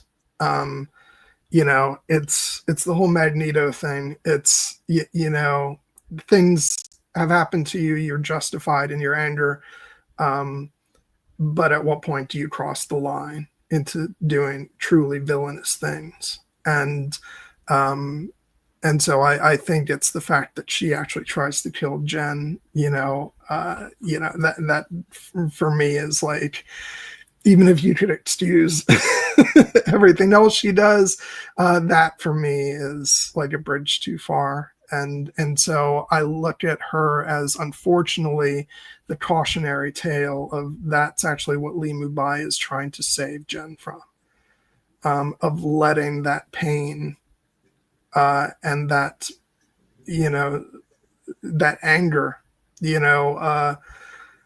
take her over. Uh, but also, it may not be Li Mubai's place to save Jen. It may be Jen's place, and I think that is ultimately what Shu Yan, passes on to her at the end when she says, "Whatever you do in this life, be true to yourself." Um, and then that leads into what we talked about. I think her jump at the end is about her own self determination, and that she will go where her life takes her, and that's up to her. Um, and so, but that doesn't mean I think that Li Mubai's intentions are incredibly honorable and true, um, and I don't agree with Jade Fox that he deserves to die at all. Um, but that's the thing. Like, even if her actions are reprehensible, like we've been saying, her anger is not. Like, it comes from a very justifiable place, and that's what makes her a compelling character. Ultimately, as you mentioned, she kind of represents the cautionary tale and one of the paths that a Jen's, conflict and could have led her down. Mm-hmm. The other four main characters in this movie all represent that for Jen. Li Mubai represents the path, if she could follow like the path of self enlightenment and self abdication and things like along those lines. She could have become a great master of this martial art. Shu Lin, kind of represents, even though she's not advocating, even though she clearly recognizes that that Jen is not going to be happy in her marriage, and Shu Lin herself is not married. She is advocating more the path of duty, to family, and the fact that you need to, you may not want to be to marrying this guy, but like it's a lot to be giving up and running away from your family, and so she could have been like the dutiful wife and daughter. And then Jade Fox kind of represents the more kind of just the burn it all down idea of like, this system is corrupt, all these people want to determine you, so let's just make our own way, and anyone who gets in our way, it doesn't matter if they get hurt, because the world will treat us as disposable, so we should treat them the same way. And then obviously her romantic connection with Lo is kind of the more like the hopeful but perhaps unreachable idea of like that you could just be truly happy and free of it all. And that's where the idea of the desert comes in, like Lo and Jen get to be happy in the desert where they're away from all these societal expectations, but then they have to live in the desert and there's only a matter of time before the forces of society come for them. So yes, I agree that Jen making that leap is kind of her way to cast all of those different paths aside and find her own. And Jade Fox's path was the darkest by far, and that it is Jen's rejection of that is ultimately what makes her a more heroic character in the end. Throughout the movie, she could be considered almost a secondary antagonist at times, but by the end, we certainly don't feel that way, especially after we've had that kind of 20-minute interlude where we've gotten to see her fall in love with Lo. But by the end, she is the one who's driving the plot, both in literally and emotionally. Yeah, I also want to say what's very interesting. You were talking about the sort of the other characters representing all these, sort of different paths. I think that aside from her, the character who goes through the most transformation is Xu Yan. Yes. And I think it's very purposeful that she's the one who, like, ultimately will, sort of, um, yeah, the movie starts off where she's trying to very much say that, even as a warrior, I still have, my responsibility to a woman's duties. Oh God. Uh, and which, by the way, that interview with Michelle Yeoh, so she found all that stuff hard to play. Is that as far from her as possible? She's very opinionated. But it's so interesting because I think by the end of the film, she has gone through this transformation of, like, feeling that it was her duty to keep all this bottled up inside her, that her and Li Mubai couldn't be together, and that it's just something that was not possible. And I think that the transformation we see throughout the film is both of them learning that they should have been honest with each other, but she's the one who survives at the end, and there's a realization that she and Li Mubai wasted so much time, and that she should have been true to herself all along, and so she imparts that wisdom onto Jen, and so I just like the fact that you have at the center of this story these two women, and it's set up as Jen idolizing Xu Yan and saying, I want to be like you. And it's actually through that transformation that Xu Yan goes through, where now she's in the position of being the person who has learned all these lessons and saying, you absolutely have to be true to yourself, whatever that means. And that's not necessarily the same thing that would have been like what that meant for Xu Yan.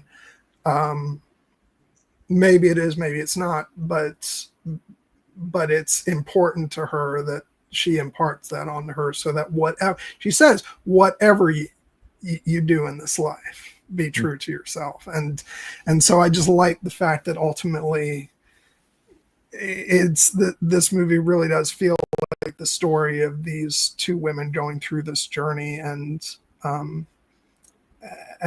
having this relationship of, like, Jen looking for this sort of wisdom, from Xu Yan, but it's only after everything that she's gone through that she is actually able to sort of to impart that onto her. And then they've both gone through such a journey. And I just think that's an absolutely beautiful story. A story that could have easily been boiled down to, oh, you have these two love stories of, you've got Li Mubai and Xu Yan, and then you've got Jen and Lo, but it's just as much about this sisterly relationship that forms between these two characters. And just like many sisterly relationships, it's also involves a lot of fighting too. Yeah. Literally in this case, on multiple occasions. But it's all the more, prominent for the character of Xu Wen to, be the one to impart that wisdom onto the character of Jen, because, the barriers between the barrier to the love between Li Mubai and Xu Wen is almost purely of their own, making. There's a hint of, like, societal construct and expectation there, but the reason that they've harbored these feelings for each other for years, but it's essentially the Li Mubai's devotion and Xu Wen's devotion to honoring the memory of Li Mubai's close friend and Xu Wen's former fiance, who had died in battle many years ago. And that's one of those things where, like, there's perhaps a cultural divide for certain audiences, because in ancient China, like, that was incredibly important. It would not have been proper for Li Mubai to immediately go in and make a move on his dead.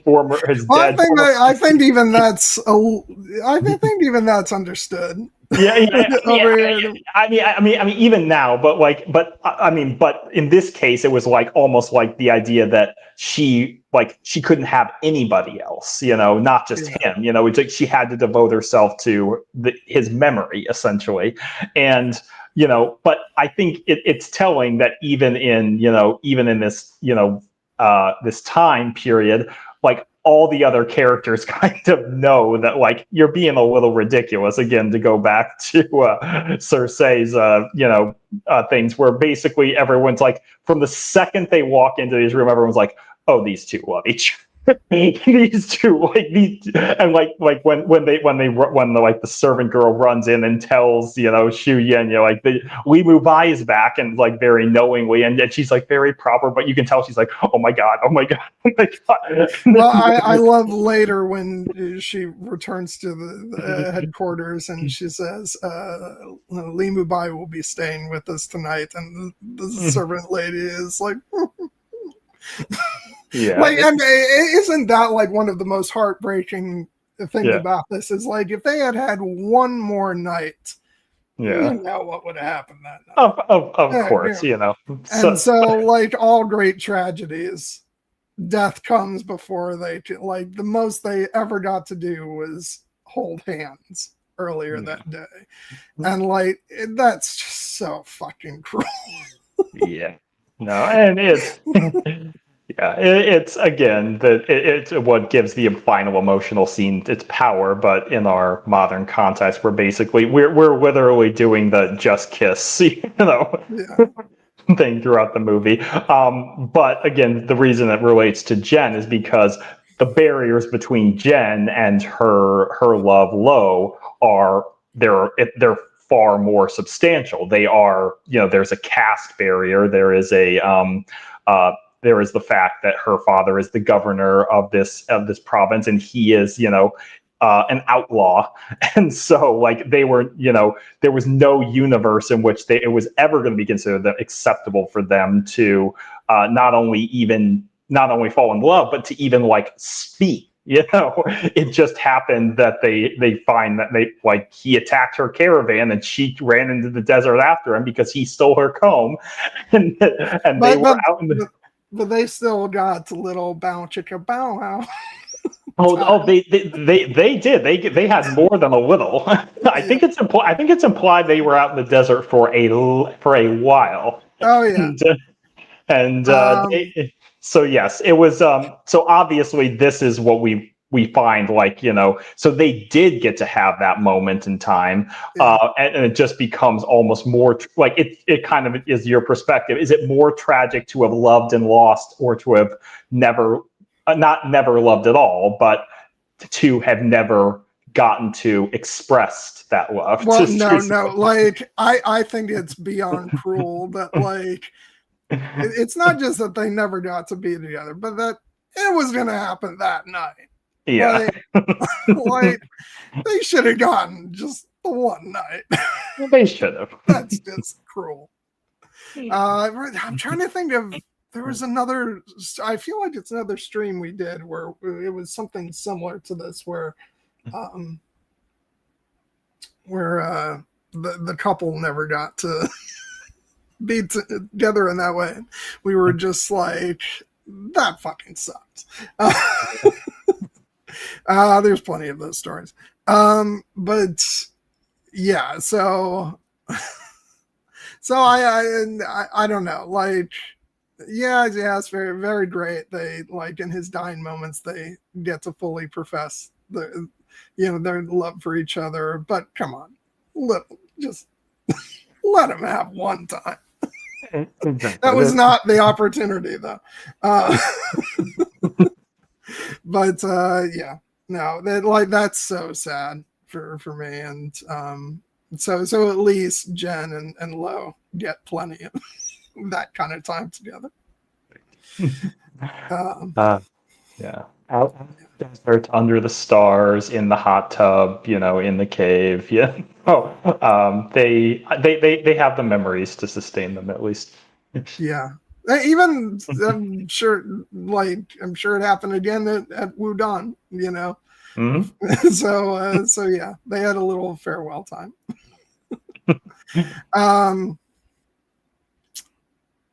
But yeah, sorry, where were we going with that before we got sidetracked? No, we were just talking about essentially the sisterly relationship between Shuya and Jen and the advice that she was trying to impart on her. And I think ultimately that advice does take after a fashion, even though I'm sure that I don't know if Shuwen would have necessarily like agreed or advocated for the path that Jen chose. I think she would understand. Yeah.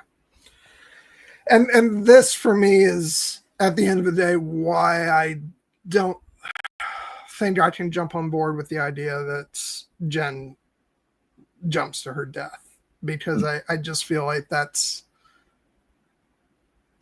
I just don't feel like that's supported by like what, you know, I mean, certainly if, Shuyen says, whatever you choose in this life, be true to yourself. And that's certainly like, that could be a version of her being true to herself if she decides that, rather than, live a compromised life, she would rather take her life. Like, I'm not saying that's not like a,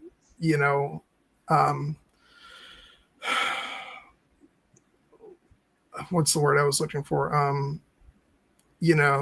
That's certainly a valid interpretation of that. And I don't want to take that away from anybody if that's feeling, but I just feel like it's a bit too, it just doesn't for me follow on from what the character learned and sort of where she was. I didn't feel like she had come to the place where she'd want to end her life. It just, that doesn't feel true to the character and the journey of the character for me. So that's why I have that position. And as I've said numerous times, though, it's certainly up to the viewer. So there's still some more I want to talk about, and this is like the weirdest implaceable to do, because I don't think we're going to go a full 4 hours, but I am going to pause for the mid-roll, just because we didn't do it earlier. Just gonna say thank you everyone who has tuned in throughout the evening. I think I saw we had a couple people pop in. Next week I'm going to be on a trip, so we're going to be taking next week off. When we come back, we're going to be talking about the final 4 episodes of Alien Earth, hopefully with AK joining us, even though she wasn't able to make it tonight. She said that she very much did want to come for the next discussion. So, and then the week after that, we'll be talking about Superman, the James Gunn new iteration, which I'm very much looking forward to. I can't wait that Blu-ray will finally be arriving, in just under 2 weeks. So looking forward to that. And I'm trying to think, because I feel like we did speculate on some other stuff, but it doesn't look like we actually filled anything in. But some things that I think we can sort of allude to that we're going to talk about throughout the rest of the year, probably sometime next month. Unless we absolutely do not like it, we'll be talking about the Woman in Cabin 10, the Keira Knightley Netflix film, which I don't think we're not going to like it. So we'll probably be chatting about that.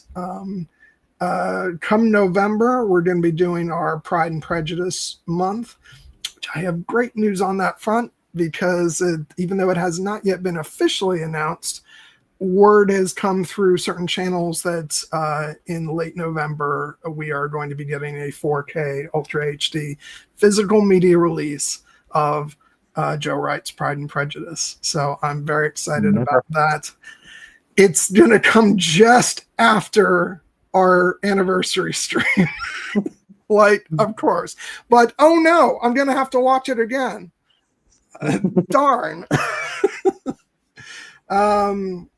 We will also, prior to that, we will also be doing 2 streams covering the 1995 Pride and Prejudice miniseries, which is not our favorite version, but it is fantastic nonetheless, and we know beloved by many people. So we're going to be having a whole Pride and Prejudice month.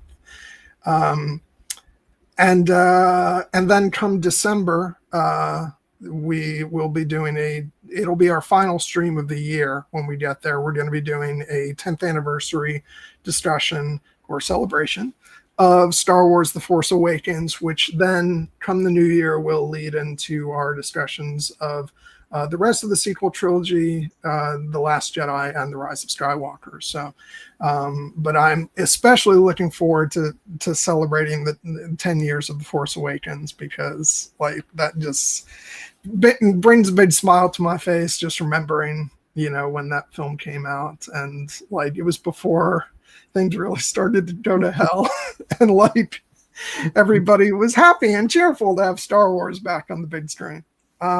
So like, I think there's going to be a lot to celebrate there. And we'll also talk about, we'll talk about the experience of that movie coming out and our experience seeing it, but also like what that film brought to Star Wars with the characters and the ideas, and then also how certain things got like foreshadowed for like, things that would come later on down the road. And it's just it brought a whole new era of Star Wars, and whether you've liked it all or had issues with some of it, doesn't matter. That's something to be celebrated, because we have just been awash with wonderful Star Wars stories, in my opinion, ever since. And like, it's, if you want to be curmudgeonly and like Andor is your thing, and you say that everything else is rubbish, well, I got news for you. You don't get Andor without The Force Awakens. So, so chew on that. But yeah, so we're going to have a lot of fun. And then we're going to be having a lot of other discussions of stuff. We'll plot out our schedule. Maybe we'll even do that after our discussion today.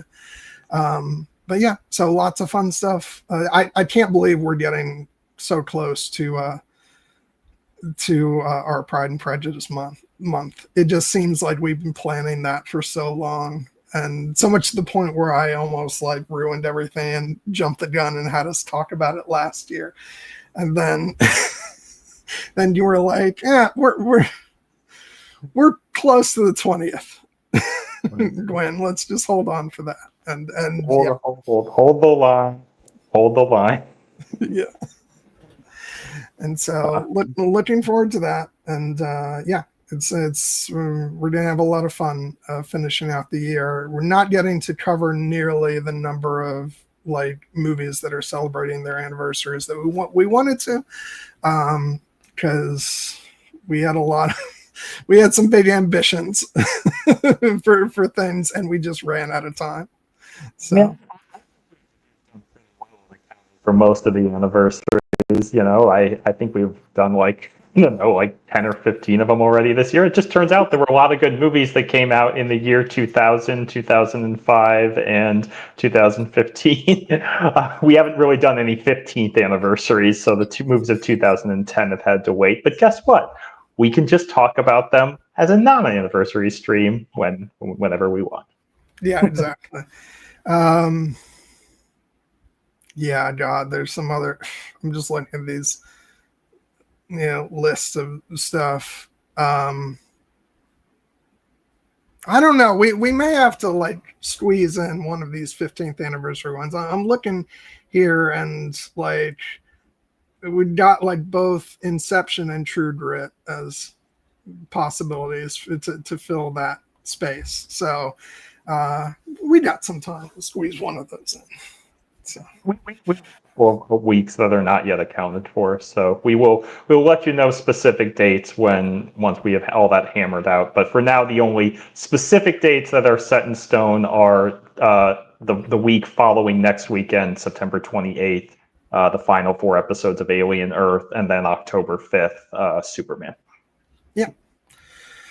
And I can just say now, whenever Fantastic Four First Steps comes out, we'll be talking about that too. I had a feeling we would. It's just that Disney seems to be the one studio that's holding firm on its 90-day windows. So it might be that it gets pushed into next year. but we will talk about it. I'm committed to that. I know you want to. Yeah, absolutely. Okay. Anything else you want to mention before we? No, I'm interested to see apparently the Emmys are starting right now, and so I'm going to be keeping an eye and seeing if any favorite shows win anything. But so far, it's just been vamping. So. Yeah, I'm not expecting anything of interest to happen. Yeah, I know Andor is still up for some awards, but I think unfortunately it's probably won all the awards it's going to. I am holding what I am holding firm for is I want both Colin Farrell and Kristen Milioti to win for the Penguin. That is kind of and that'll be stuff like if it happens, I'll be happy to go back and watch that. But I don't think I've watched an Emmy ceremony in I watched during the Game of Thrones sweeping days. That's the last time I really truly cared about the Emmys. Yeah, it's probably been since then. I don't think it had to be a Game of Thrones year. So yeah, it's been a while. Anyway, so let's forget about that and jump back into our Crouching Tiger, Hidden Dragon discussion. We've done some talking about the drama and the tragedy.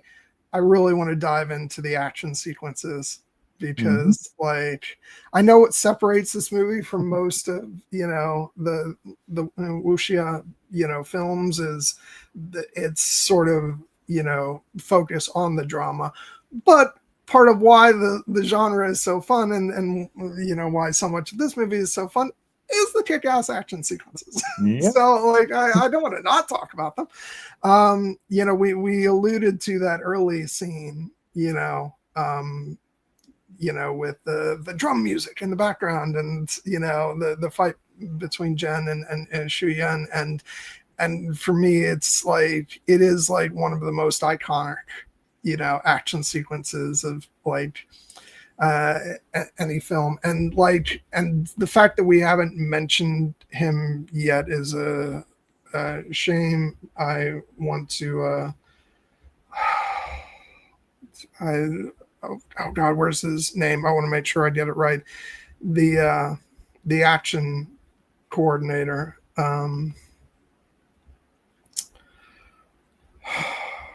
Oh no, where? Oh, where?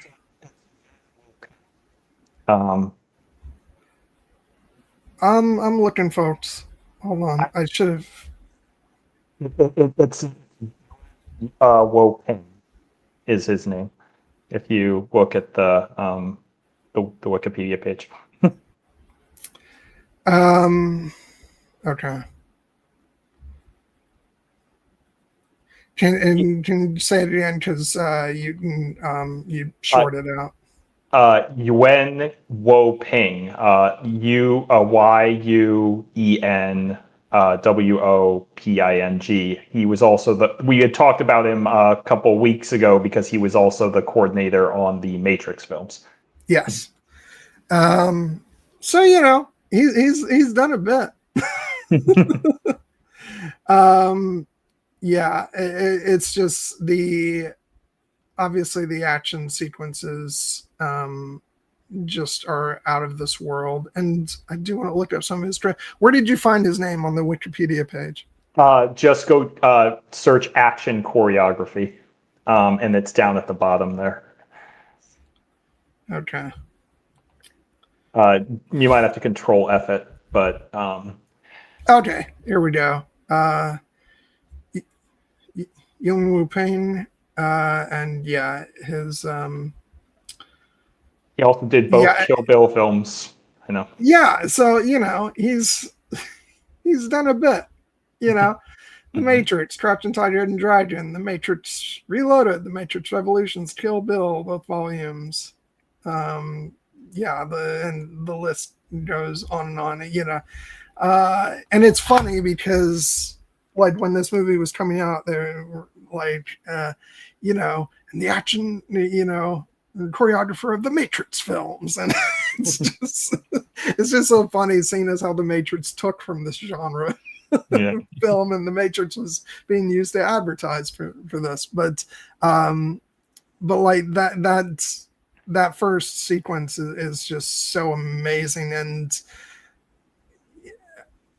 it was so not that I hadn't seen. I'm trying to think if I had actually seen stuff like this, because like the Jackie Chan movies that I had seen, like he can defy gravity, but like it's not the same thing as the wuxia genre, where like they're like actual superheroes in that they can fly and glide and all this stuff. And so, and with the Matrix, like everything is like within the confines of a computer program, so it's like there's your suspension of reality there.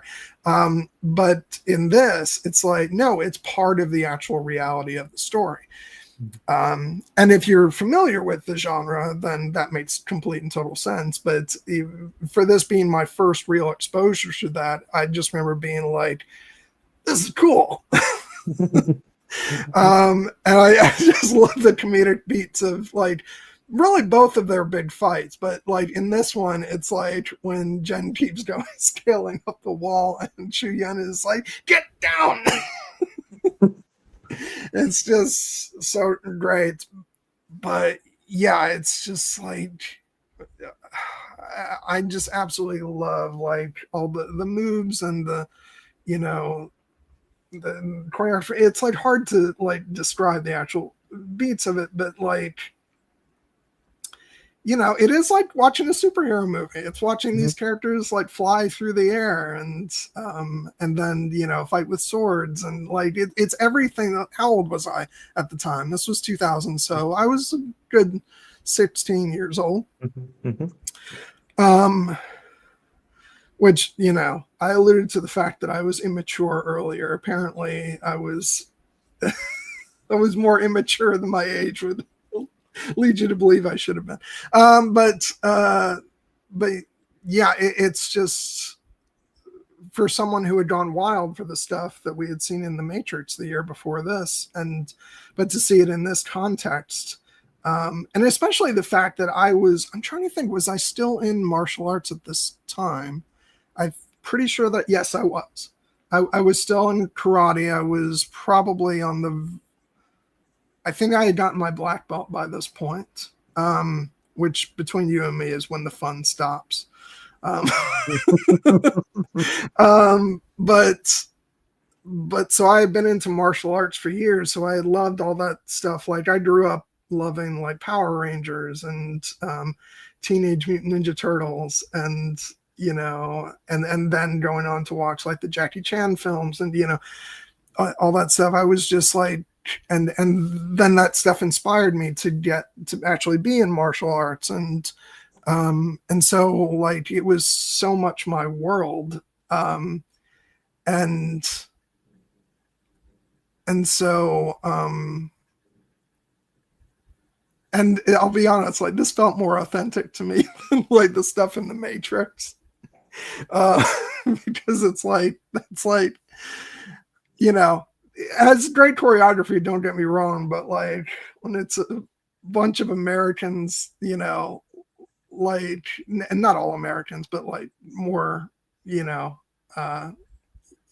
Western actors like doing like these styles that you typically see in like Chinese martial arts cinema and stuff. And it just like I felt like, yeah, Keanu, you're not an expert in these styles like some of these guys are.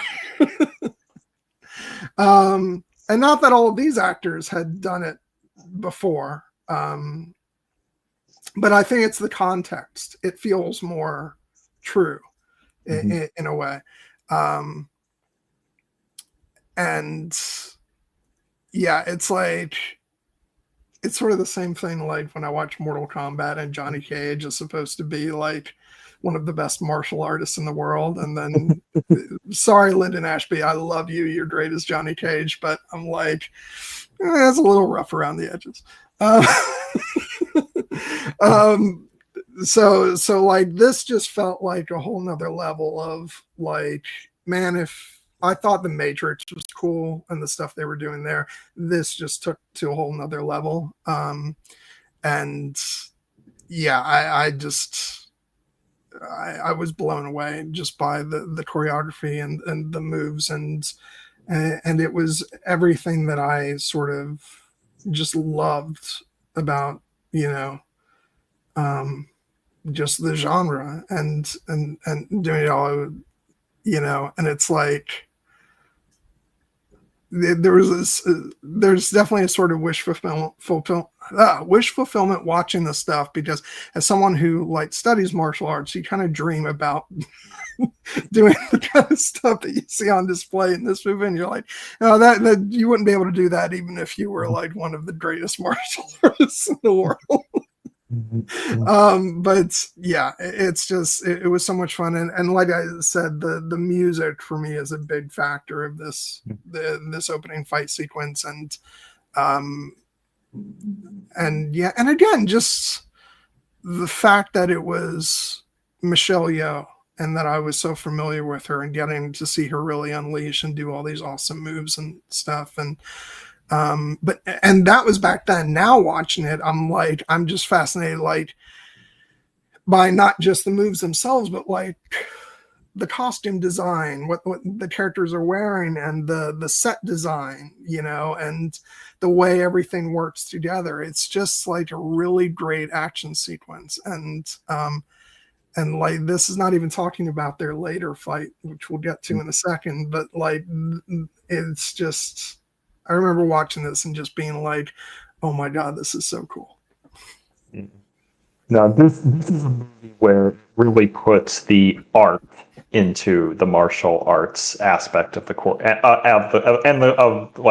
the beauty of the choreography, because it's, there, when you think about like martial arts movies, there are a couple of different approaches you can take. You can really I think in recent years there's been a trend, at least in American cinema, to focus more on the gritty realness of the martial arts. The idea that like the John Wick franchise, for instance, is incredibly well action choreographed and brightly acclaimed for it, but the kind of, while those sequences are very artistically designed, the thrill you get for them is the visceral nature of it. You feel every punch and every time that Keanu throws somebody through a plate glass window. You can tell that you're like, that was so artfully done, but also, ouch. Also, another example is which I think is also David Leitch. How do you say his name? Who was also involved, I believe, with John Wick. He did Atomic Blonde, which is another one of those films that focus on the visceral, real action. And I just remember watching that and being like, man, I hurt just watching this. Yeah, and whereas these, this is kind of the more a more like graceful and elevated, form of it. Obviously they're both, incredibly valid and beautiful parts of the artistic oeuvre. But in this case, it's like the beauty of this movie is is it because it looks almost impossible, but it is still real humans doing it with, a little bit of assistance from some, clever wire work. But this is like the fantasy aspects of this movie that I alluded to come in the form of the martial arts battles, the wuxia style that you had mentioned, because there are several maneuvers in these fights that obviously real humans are not capable of doing unassisted. And not just the fact that they are able to literally leap up and scale tall buildings in a single bound or two, or they're able to balance on like thin stalks of bamboo several hundred feet in the air and still be having a sword duel. But also just like the way that these fights build on each other, where in any other fight, like you see somebody perform this maneuver and you're like, oh, that's it, the person's finished. Like the person, like when Michelle Yeoh's character anticipates Jen's move and blocks it and grabs it and does this visceral spinning twist that basically throws her several feet back into a brick wall, and you're like, well, she's done. Oh no, she just bounced gracefully off the wall and did a little flip and landed in the perfect crane position, and you're like, and now the fight's going to go on for another 5 minutes of this.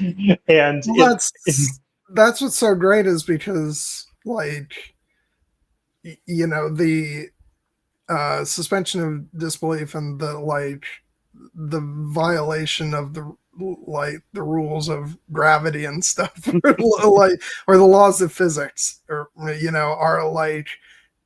are part of the story, and so they're completely allowed to do these incredible things that just are completely unrealistic in a lot of ways, but in this world of the film it feels real, because it is a genre. It's not like it's just this film, but I think because so many of us were exposed to it for the first time with this film, but like you never question it. It's like that's just what happens. And I love that. Yeah, and we get a couple of different takes on it, because we get the incredibly beautiful artistic fights where it is two characters who are trained in this elevated discipline, like Liu Mubai or Xu Yan or Jen going up against each other, and those fights are just beautiful and impeccably staged back and forth. And then you get the fights where it's one of those characters has that training. They're going up against a whole bunch of other people who don't. And then it's just pure chaos, because the fight where there are two I can think of. One is the kind of almost, if this movie has a more like amusing and grounded fight, it's the fight where the characters we mentioned of Bao and Inspector Sai and his daughter Sai Mei are facing off against Jade Fox, who does have some of this training, but not all of it. And that fight just feels a little bit more like the classic idea of those characters, they yell at each other and charge at each other in a little bit more uncoordinated way. And when Bo gets in the middle of them, and he's just trying to protect himself. And the absolute perhaps the movie's greatest bit of unintentional comedy in that scene is when Jade Fox pulls the maneuver to paralyze Bo, and she does it basically by twisting his nipples. You're just like, and Liu Mubai frees him by untwisting his nipples, and it's like, I mean, obviously there's more to it than that, but that is what it looks like. Well, no, you know what it reminded me of was the 5-point palm exploding heart technique from Kill Bill. Yeah, I mean, it's very similar, exactly. Yeah. Wait, have you seen Kill Bill? Yes, I've seen Kill Bill. Okay, I couldn't remember because when I was doing the stream for Kill Bill Volume 1, you weren't on there, so I just couldn't remember if that was why or not. But yeah, it reminded me of that. I was like, and in a way, I don't bat an eye at something like that. I'm like, yeah, that makes sense. Yeah. No, and I mean, and again, it's comedic because she does this maneuver, and then he basically is like literally stuck there, like standing in place. Because when you hear the word, oh, she's gonna paralyze him, you're like, oh no, is she gonna break his neck? And it's like, no, she's gonna literally like freeze him in place. And that fight, obviously ends in perhaps the most visceral way, where like she literally throws the blade that impales itself in Inspector Tsai's head. But when the characters of Liu Mubai and Jen enter the scene, you can just see that they're on an entirely different level.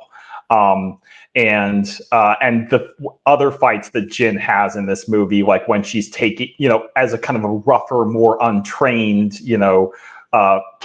version of herself, when she's chased down the gang of bandits that Lo leads, and she's taking them all on until he leads her on the merry horse chase away.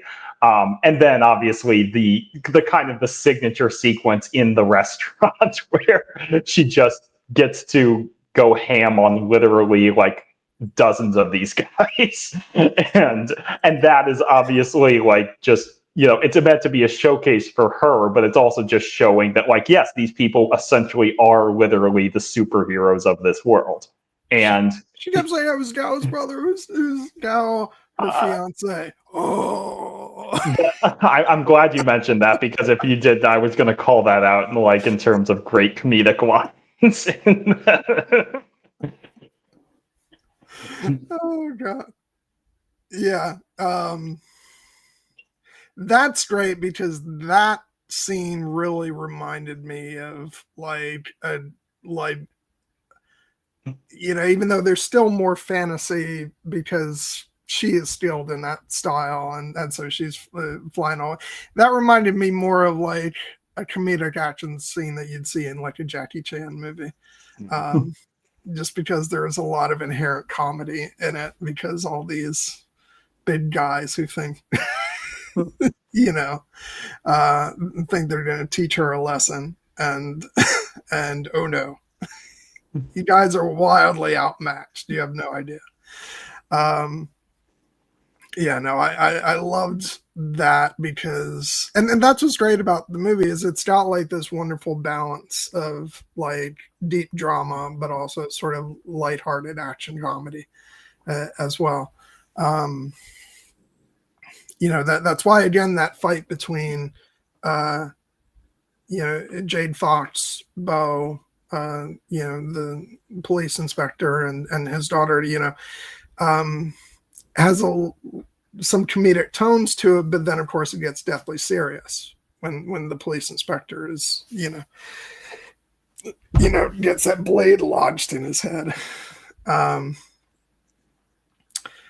But yeah, and then there's some great stuff in that scene too, just like that are such pure fantasy. Obviously you mentioned the move to paralyze Bo, but also like just the stuff like, I forget, it's like this sort of curling, whipping, it's like a fabric or something that like Liu Mubai stops in its tracks, and then it like follows Jade Fox as she retreats, and it's just like all this sort of mystical stuff. Like that's why like it's so amazing this film hit the way that it did with the awards, because yes, it's a great drama, and yes, it's this historical epic, but it's also this wild, fantastical, like martial arts, spectacle that has like these things that are just unbelievable to see, and defy realism, but also it has the goofy moments that you kind of expect from the genre movies. Like you said, the moment when Bo gets paralyzed and he literally just freezes up, like it's stuff like that is just like it's that wonderful tug and pull between let's do this seriously, but let's also make sure that like this is a genre that has a lot of goofy fun as well, so let's not take that away from it either. It's sort of wild that it landed in the way that it did, not too dissimilar from my shock when Mad Max Fury Road did as well as it did at the Oscars, because you're like, I'm happy, but really? It's so wild. So yeah, all those sequences are great, but you really got to talk about that second fight between Jen and Shu Yan, which, like, if that first one is sort of the iconic one that I feel like everyone really remembers, this is my favorite fight scene of the movie, just because this is where, like, this is the emotional fight, between these characters who care about each other, but also, like, their cards are on the table now, and, like, they're being completely straightforward and honest with each other, and they're really putting everything into it.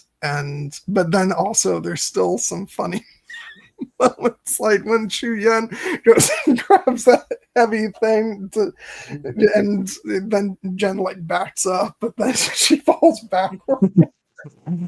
And Jen has this smirk on her face. And, like, so it's great. So it's this back and forth again between the humor and the serious drama. But I think, like, this has some of my favorite choreography in the entire film. Just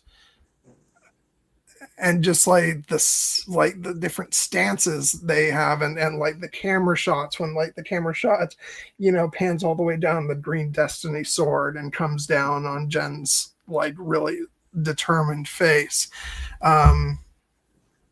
or you got shots like this where she's holding the sword, and moments where they're just sort of circling each other, and it's, yeah, for me, it's just one of the best parts of the whole movie. And I always loved it because this scene was on the original DVD menu of the film when it came out. It's like, it had a couple shots from the scene, and then it had, like, this wide shot of, like, one of them on each end of the screen, just sort of standing there, and then it had, like, play movie scene selection bonus features. So yeah, I always distinctly remember this fight scene, and it's just, for me, it's like one of the best in any movie.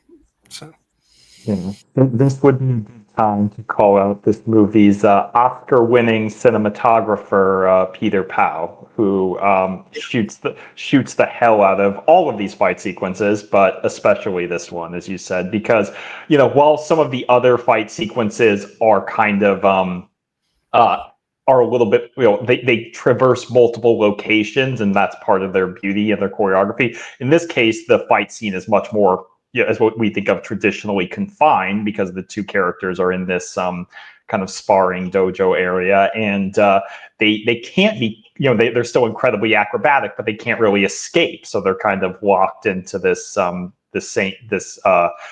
constant match of Jen wielding the green destiny sword, and having become far more proficient with it, and at this point entirely determined to carve her own path, despite whatever affection she might have for Shu Lin, and then Shu Lin trying to stop her, but also trying, I don't think she really wants to hurt Jen here. She's trying to disarm her as best she can, and Jen has the superior weapon. So we get the beautiful choreography where we get to see the just how proficient Shu Wen is, that she can stand against this incredible weapon and someone as skilled as Jen, but also the added comedic beat of, as you said, Jen keeps using this magic sword to destroy all of Shu Wen's weapons, and so it literally becomes a choose your weapon scenario where, yeah. And occasionally it's like you choose your weapon, and you're like, actually, not this one. This weapon kind of sucks. And the great moment where after she does that, like, and Jen kind of smirks and basically like, go get another one. She's like, wait a minute, and then she does, and then she acquits herself very well.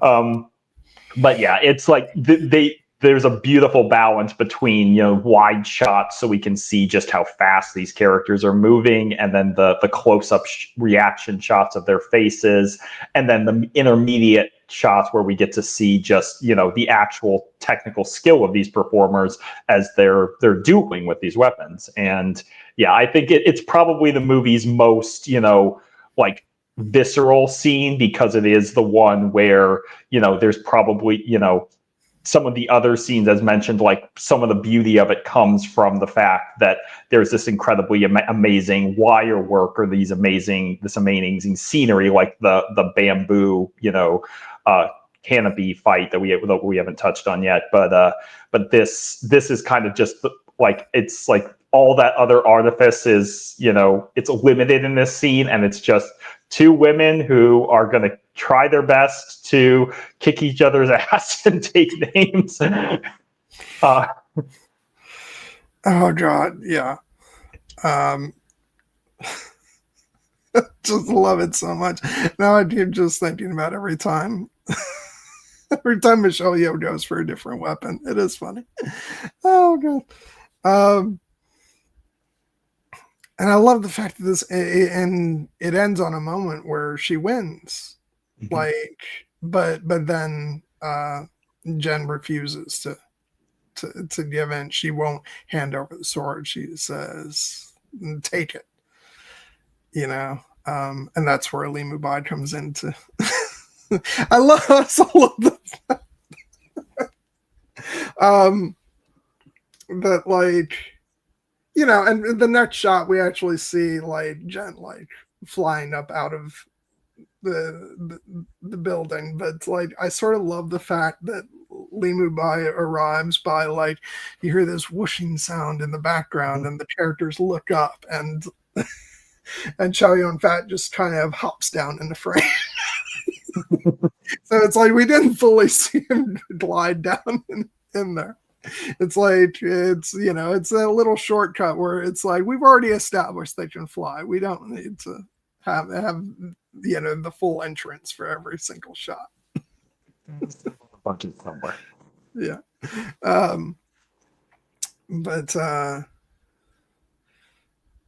yeah, I'm just trying to think if I want to say anything else about that fight sequence. It's just because of, yeah, I think what makes it so great, it's like, it's the combination of like the choreography and, you know, the cinematography, and again the music, which is just insane for the sequence, but also like just the performances of those actors, of like, you know, like both of these women are just really kind of on their last nerves with the other one.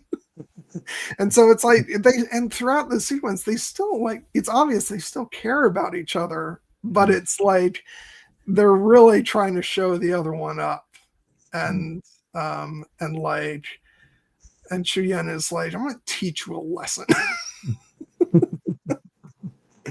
and I think it's just that intensity of the performances, you know, that again comes from like these characters who have grown very attached to each other, you know, but it's like, but they've also been deceiving one another, and so that all comes to the forefront in the scene, which I think is a big part of what makes it so great.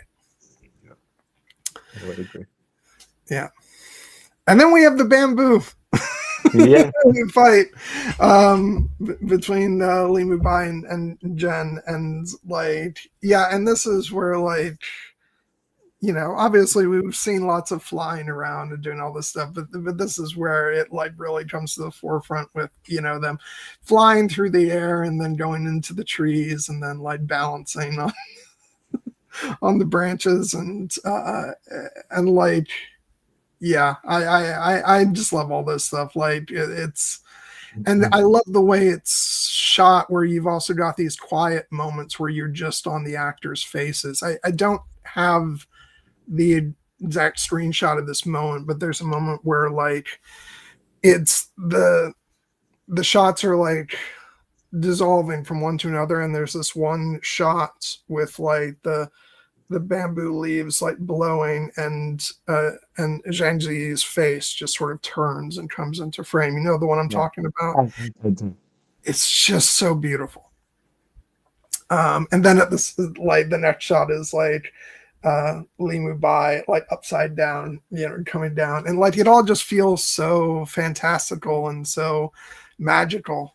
So you're like, no, this isn't gritty realism. This is like fantastical, out of this world, like dreamy, just choreography that's like just like don't get bogged down in what can really happen. It's just all this beautiful lyricism, for how it's all shot and designed. I think it's just really beautiful, and for me, it's like, it's probably one of the sequences that most encapsulates like the style of the film.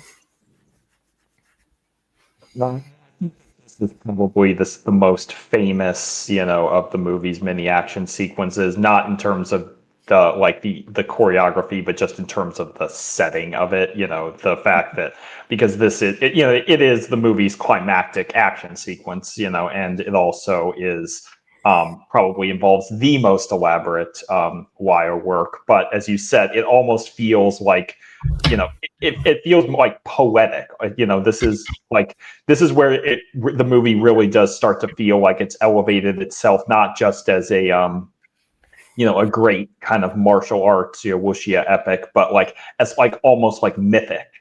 That these two characters would be, having this climactic duel, would-be master and apprentice on in a like highly dangerous and elevated locale. I can think of a few other franchises that maybe have done something similar, and and this is and obviously the way that this one kind of is what it's building to is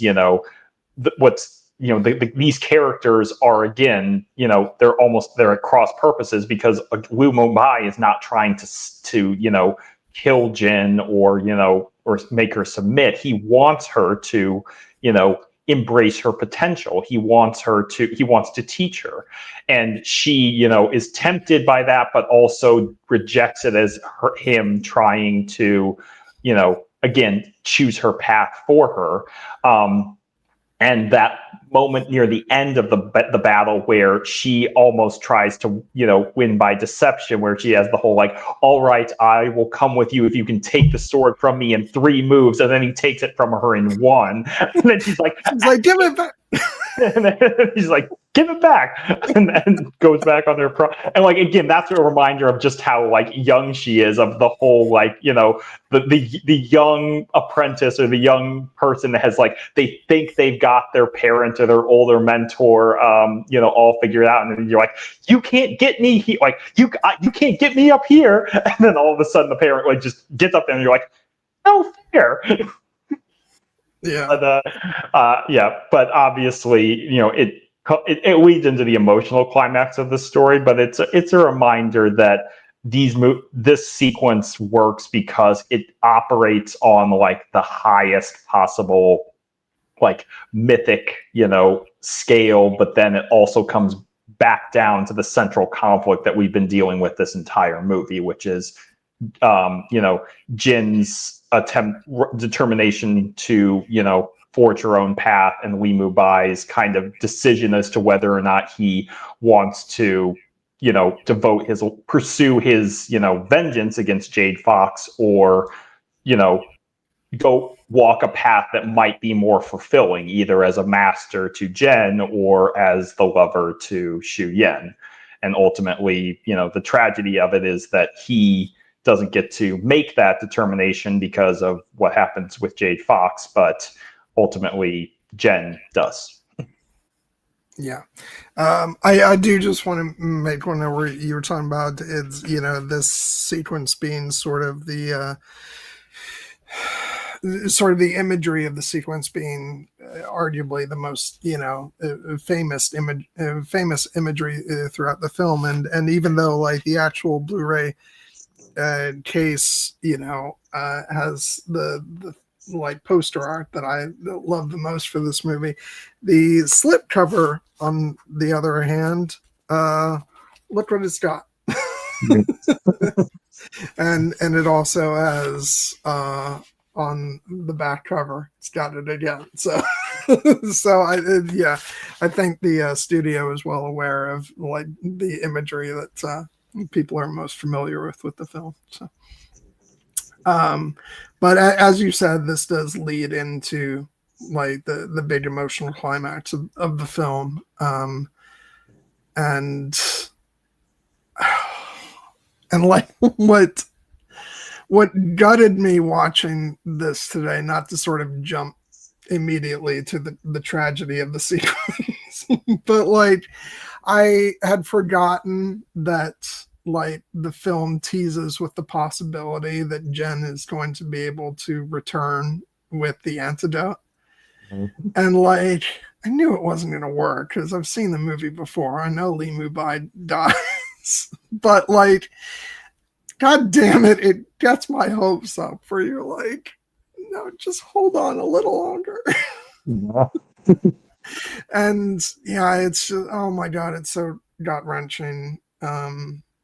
Yeah, but we don't have to jump right to that because there's, some action beats before that. But like, it is like the part of this movie that destroys me is like, the movie could just like have him, hit with the poison needle and then like start to die then. And you have this emotional, these emotional beats between him and Shu Yan. But the movie doesn't just do that. It can't like be that simple. It's got to dangle the possibility of him surviving in front of us, so that those last moments are all the more tragic and heartbreaking. And like, and sorry, you made a really great movie, but fuck you, Ang Lee. Because God damn it, it's so sad. Oh, it is. Yeah, no, I mean it's a sequence that ultimately almost kind of lulls you into the possibility, because like as you said, like knowing the kind of movie that this is, like when you see the movie does the classic thing of like the villain has laid the trap and the hero goes into it knowing it probably is a trap, and then the villain springs the trap. And then the hero manages to outmaneuver them anyway by blocking all of these impossible shots. And then it's the one that just got through. And then the villain gets their climactic speech, their dying speech. But then, which is really a very bad speech. No, it is, and again, we've talked about Jade Fox's kind of complex motivations and the fact that, her life could have been so much different if she had been allowed to be what she ultimately wanted to be. But the society essentially kind of forced her to be this instead, and now her life is ending in tragedy. But yeah, once the countdown clock starts in a sense, and you like we've seen this before, and the movie does indulge in some of the tropes that I find amusing about these things. But they're like, we don't have much time to save your life. Every second counts. But before I go do this thing, I am going to spend a few seconds talking to you very emotionally. You're just like, chop, chop, chop, chop. Maybe if you hadn't done that, you could have gotten back here 30 seconds earlier. I think it makes it clear, though, that I know. enough time had passed that she wouldn't have made it in time. No, I know that it's a trope that other movies have done less well. So I know this did here, but in this case, well, yes, it actually reminds me of in the special edition of Alien when they've got so little time before the whole place goes up, and Ripley takes the time to stop, so to tell Hicks her first name. Yeah. And for him, it's like, all right, it's a great character beat, and I appreciate it for that. But come on, let's go. Let's hurry Yeah, up. yeah. Yeah, this is a case of you and I kind of having a mind meld because I was thinking of that exact same moment too. It's like there will be time for these pleasantries later, or not if you will. Yeah. But in terms of this, yeah, this obviously like it becomes more powerful when you realize that almost like Wu Mubai knows that he's dying, and he almost he agrees to kind of like let Jen go and try and do this to because Xu Yin has not yet accepted that she's about to lose him, and Jen is trying to make amends, but he isn't expecting to be saved at this point. And what's important to him is that he has this final moment with Xu Yin where he gets to finally tell her everything he ever always wanted to tell her. And their dialogue in this scene is just so beautiful. I don't know if you have it pulled up, but I can. I at least have Limu Bai's portion of it. The where he says, "I've already wasted my whole life. I want to tell you with my last breath that I have always loved you. I would rather be a ghost drifting by your side as a condemned soul than enter heaven without you. Oh Because of your God. love, I will never be a lonely spirit." Um, damn if those aren't some beautiful final words to say to the woman you love as she holds you in back. Yeah. God. And this is what I was talking about before. It's like this is why you need to watch this movie in its original language, because you can't absorb the emotion of this moment with a dub. It's just you're losing the emotion of the actors' performances, and it's just this is like I said, I kind of realize every time I turn this movie on from the beginning that like, oh, this movie is so much better than I even remember it being. But especially when you get to this point at the end of the movie, and like that dialogue and the actors' performances and just the music and everything, it's like, just kill me now. It's so beautiful and so heartbreaking. And that's when you realize, like, yes, this movie deserved all its accolades that it got. Like, I think in the end, not to like, I know we've kind of both said again and again not to bring it always back to the awards, but that was such a big part of you know of this film getting out to the masses. Um, but it's, let's see, what did it end up winning? It, Original score, art direction, best foreign language film, and best cinematography. yeah. Like, those are some really good wins for this film, and then like it had a total of 10 nominations, um, and the fact that the actors weren't among those nominations, again, kind of ridiculous, um, but it's just, oh, it's so. I was tearing up watching this today. I really was, and yeah. Oh, Yeah, no, uh, as was I. It's I hadn't always cried when I watched the final scene, but I did tear up this time. It just is it's a testament to this movie kind of leaving a deeper emotional impact on me with every subsequent viewing. Just with mhm. the um as you appreciate more and more the depths of the what the actors are conveying, and as we get older, and appreciate, the idea that the time that you have together is not in fact infinite, and maybe if you have something to say to somebody that you love, you should say it sooner rather than later. So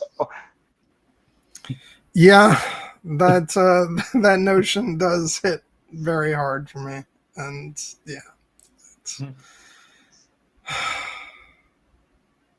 Oh God. And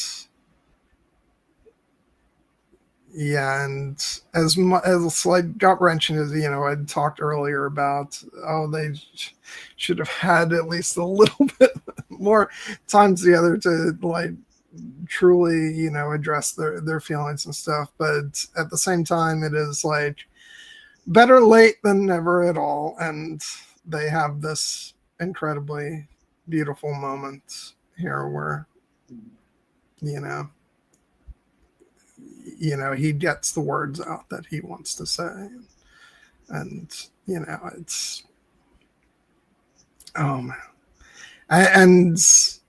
And Michelle Yeoh's performance throughout this sequence is just it's something else. Just the way that she just refuses to accept, everything has an antithesis. Why not this? Oh man.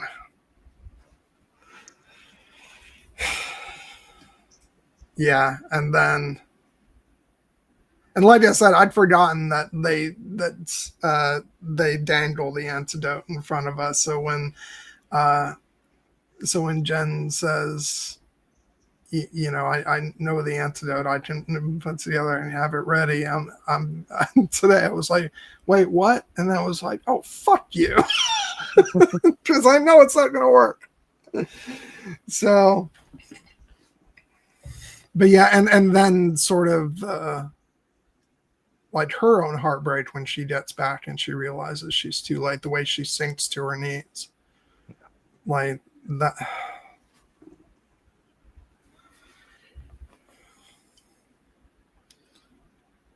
Because I think she's losing something in that moment too. And in addition to wanting to sort of atone for what she's done, I think there's a part of her that once Jade Fox dies, I think, like in the midst of trying to save Li Mubai, there's probably this swirling of like, thoughts coming and going all at once, where she's like, I've got to save him so that he and Shu Yan can be together. I save him to make up for, the things that I've done, but also like, this is going to be my path forward as well. I'm going to save him, and I am going to go with him and be his student. And I think that like, all of that sort of swirling through her head, and it's just all gone once she realizes that she's too late. And that's when Shu Yan comes up to her and says, whatever path, uh, you end up on, be true to yourself. And I think that's when it occurs to her that she's not going to have somebody extending their hand to show her, what she's supposed to be, what she's supposed to do. That's going to be for her to decide. And so, yeah, it's just all these different emotions for all these different characters, in this climax, and it's so tragic. And that's probably another reason why I don't feel like, the ending, sort of goes along with, with her jumping to her death, because it's like, no, we've already got enough tragedy right here. I think the character of Jen very much goes on after this. But yeah, I'm just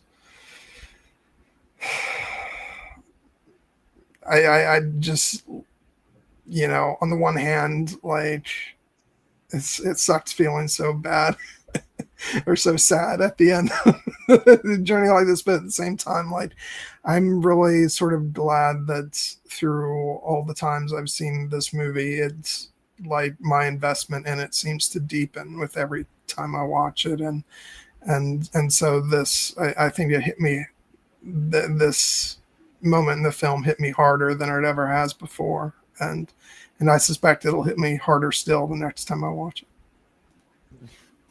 I mean, it is a moment where we had talked about Jen, having these different paths that way before her, represented by these four different characters, and now this is the moment where those paths are starting to be closed to her. Before she had all these different options and she was resisting them because she wanted to choose her own path. But now some of those paths are closing forever, and she's starting to recognize that she will have to make that choice. And she loses essentially her two possible mentor figures, her two guides, Jade Fox and Lee Mubai, who could have led her on a different path. And Xu Lin, as much as she respects Jen, she's not going to lead her. She's going to ask her to, she gives her a task essentially, to follow her to heart, and that heart leads her back obviously to Lo, but then she has to make the determination, as we kind of alluded to, as to whether or not this opportunity that she has to live with this man that she loves is something that she can actually do at this juncture, or is this something that is another, it's almost as a dream, I find it really beautiful that, like, as we approach the end of the movie and she's getting ready to make that final choice, like, they call back to the idea of,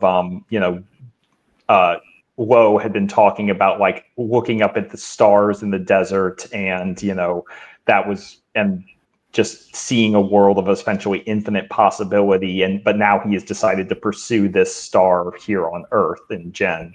And she basically asks him, to make a wish, and his wish is, I wish, for them, not just for us to be together, but for us to be back together in the desert, when there was essentially nothing but us, nothing but our love. And I think that is kind of one of the things that Jen recognizes, that time in their life might be gone, like, they can still be together, but it will come with all these other complications because her family is still out there. And yeah, as many as many other reasons, I think that is, influences the choices that she makes in the end. But it's, again, very beautiful and very, very poetic. And I do also want to call attention to the character of Lo in this moment, as played by the actor Chang Chen, who I feel like we haven't talked about his performance quite as much as some of the others, but he's so good in this movie. Yeah. Yeah, and we've talked about him as far as, like, his impact on Jen, which is actually sort of refreshing. Twist where we talk to him only as he serves the story of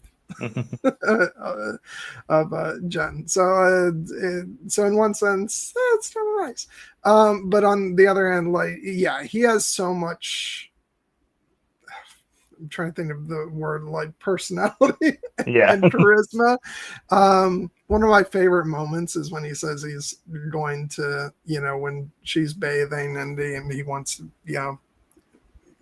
to show that she doesn't have to be afraid. So he's like, I will sing just so you know, like, how far away I am. And it's just something about the way he sings. It goes to show you that, like, obviously music has changed, like, throughout time, but, like, the joy that people have with singing, and dancing, like, never really changes. It felt, like, incredibly, like, modern to me in that sense, where he's just like, like, I really love that moment with him.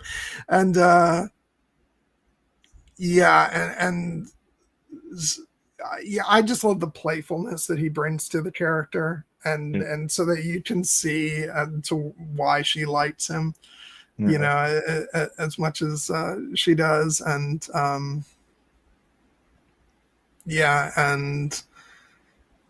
and we talked about it earlier. I do really love when, like, the whole, I'm gonna stab you and then we're gonna have sex.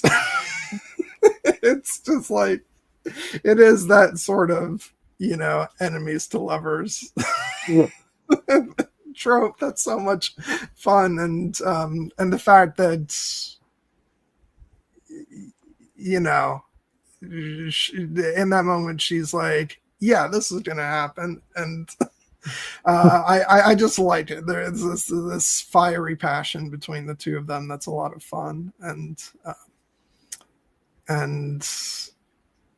yeah, just the fact that he's not, he doesn't want to give up on her. She, like, bless his soul, she tells him to leave and never return. And then the next day when she's going to get married, he just rides through by himself on his horse to, like, interrupt the whole proceeding. It's like, yeah, dude, the odds are really against you in this moment. Yeah, I mean, King Dynasty version of The Graduate here. Yeah. But obviously there's a lot of emotion to that, because he was the one who essentially suggested to her, put the idea in their head that, because they were together in the desert, and then he sees that her family is out looking for her, and she just seems fully committed at this point, like, no, I'm going to stay here with you, this is like what I want now. But he kind of gives the idea that maybe there might come a time when you would not want to this life, and you might miss your family, and so he gives her that opportunity to go back. He lets her go. It's a very Beauty and the Beast moment in that way. But obviously, in the tragedy of it is that as soon as he lets her go, he off screen, but he kind of has the I should not have done that moment. Yeah. But there's a kind of a heartbreaking element to it, because one of the things he promises her in that scene was that basically, I will go and I recognize that there is this class disparity between us that is not acceptable to your family. So I will use this time when we are apart to go and make something of myself. I will make myself someone who would be worthy of your affection and your love and your family's respect. And then he tells her in that scene, when he comes back to her, unfortunately, everywhere I went, there was someone who recognized my face, who would not let me put the past behind me and be something else. He had been an outlaw once, so now he would always be an outlaw. And eventually he gets to the point where he's basically like, well, if that's what the world is going to see me as, then I will be an outlaw, but I will be an outlaw with the woman I love. And so he asks her to come back. And obviously she's, like, very conflicted, but refuses in that moment, because she basically is like, you told me to leave, so now I'm telling you to leave. But it's the moment when he gives her back her comb and everything is obviously really heartbreaking. But then, as you said, he interrupts her wedding procession, and probably would have died if not for the intervention of Wee Mubei and Xu Wen in that moment. But it serves as the catalyst for Jen to go off on her second, to steal the sword for the second time, which is another great little underrated comedic moment where Cersei is basically like, "Oh no, not again." It's like, yeah, they take it, they put it back, they take it again. But yeah, Underrated performance in this movie. He is quite the character. Surtei. He is, and so is Chang Chen as Lo. I feel like, of the four main central performances, he is probably the one who has gotten the least widespread recognition, but he's, I think, every bit as good as the other three. And I will just note again, because we always have to draw it to connection to other things we've seen these people in. I was watching this movie and I'm like, there's something familiar about that guy. I've seen him in something, and I look back and I've never drawn this connection before, but he is Dr. Yue in the first Dune movie. Oh my God, you're so right. He is. Completely. Yeah. You're right. Connection not made until you just now said it. Oh man. I didn't make that connection when I was watching this movie for the first time. When I was watching Dune after I had seen this movie, it was literally this time I'm just like, I have seen him in something, and I thought it was going to be like one of those other like action, like wuxia movies. But then I'm like, oh shit, no, he was in Dune. Unbelievable. Well, he does make it back to the desert. Oh, he does. Uh, but he's not. He's not going to be very happy there. Yeah, I think the desert that Jen and Will were spending their lovely time together in is a nicer desert than Arrakis. I don't think that there were any Oh sandworms. God! Now you've just made me sad thinking that. What if Jen is his wife in Dune? Oh my God! Oh, Don't put that out. no. Don't you put that evil on me.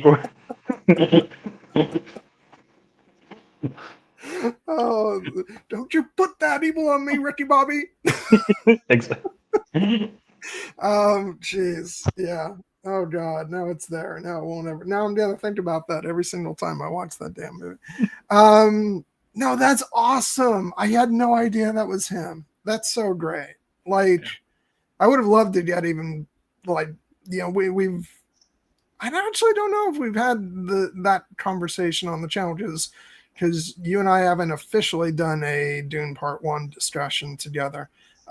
But like I really would have loved to get more of him in Dune. They were squeezing so much story in there as it was. But I thought he was really good in the part, and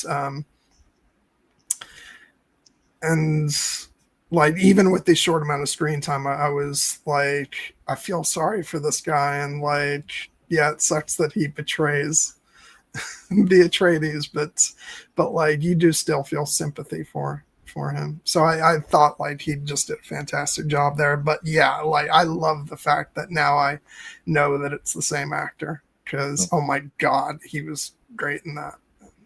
He was. Yeah, I definitely would have taken him in that movie, but I was just impressed with how much emotion he managed to convey and making such a character who does something so terrible and as he does in that movie so sympathetic.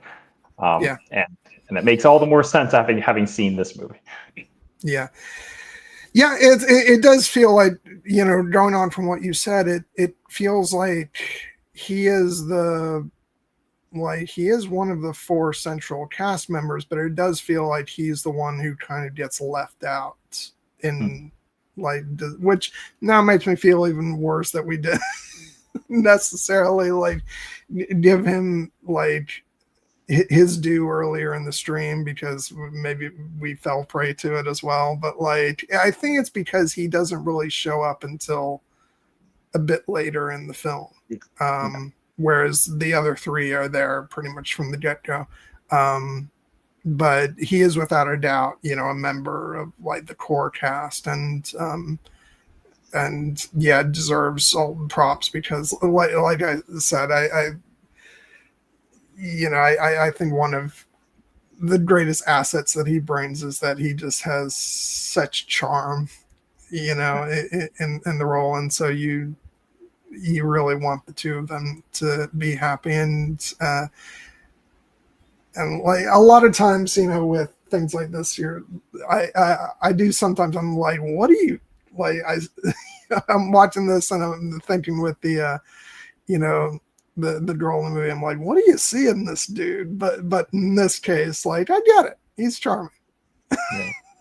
Yeah. No, and I mean, and the charm like helps, like because you said he doesn't show up until like almost halfway out through the movie, but then this is something that a strict Hollywood like save the cat screenwriter would never condone, but this movie basically stops for a 20-minute flashback sequence. Yeah. And that, like, I remember being surprised watching it back. I'm like, I forgot how long this goes on, but like, it's essentially a section that we've been following the story of Li Mubei and Xu Lin, and also Jen. But then the movie goes to Jen's flashback, and it's just 20. I didn't time it, but it felt like 20 minutes basically of Jen and this new guy who just shows up and basically, almost steals the movie. In addition to sweeping Jen off her feet figuratively. Yeah. I know we're chiefly talking about Low, but I was using this opportunity to make sure that I put up this picture. Zhang Ziyi. Sorry. Yeah. No. She is very adorable in her obviously beautiful woman, but like very feisty. Her feistiness in this scene is really endearing, and it does remind me, again, not to link it back to a much less good movie, even the one I enjoy, of Rush Hour 2, where she basically just play utterly unhinged. Oh God, yeah. Is my memory faulty, or does Chris Tucker try and hit on her in that movie? Oh, Chris Tucker tries, and she is not having it. Oh, you know what? What's interesting is what I remember about Rush Hour 2 the most, even though like it's a fun movie. I remember having fun watching it, and I absolutely adore the first one, especially. But I remember because that was the film that had the it wasn't the very first teaser, but it was like the first like teaser specific to the first film. It had the teaser for the Fellowship of the Ring in front of it because they were both New Line films. And this was obviously before Lord of the Rings really blew up, so the trailers were only in front of New Line movies. That certainly changed after the first one hit as big as it did. Then the next year, trailers for Two Towers were everywhere. But I just remember going to see Rush Hour 2 with my best friend at the time, Tim, and his little brother, and sitting there and getting so excited when I heard Ian McKellen's voiceover, and like the two of them like not having a single freaking clue what this thing was or why I was so excited about it. And then it was like a hidden Easter egg on the DVD for Rush Hour 2. Both trailers for the film, that teaser and then the eventual full-length trailer. So like that's the thing that really stands out to me about Rush Hour 2 is the fact that it was part of that, mid 2000, Lord of the Rings hype machine. But the movie itself is fun too, obviously. But yeah, it's just a reminder of how long ago this was. Indeed. I full responsibility for the amount of Rush Hour 2 discussion that we've. Oh, that's fine. I do enjoy that movie a great deal. Yeah. No, it's a fun movie. Like, yeah, it's the Rush Hour movies are not, not Oscar-winning cinema, but they're a lot of fun, and it sort of pertains because, like Jackie Chan and that whole genre of like over the top, and Chinese martial arts. I think it's on topic enough. Anyway, so.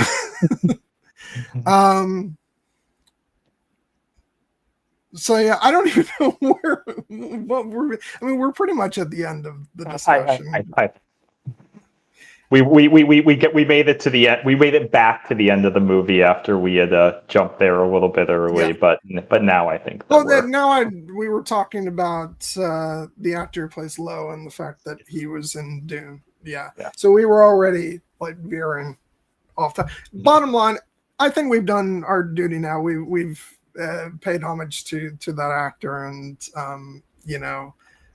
certainly he did an outstanding job in the film, and not just I don't want to end by calling him that actor, but Chang Chen, absolutely a wonderful performance, and great chemistry with Zhang Ziyi, and she was and she was fantastic. And we've heaped praise on all the actors, Chow Yun-fat and Michelle Yeoh.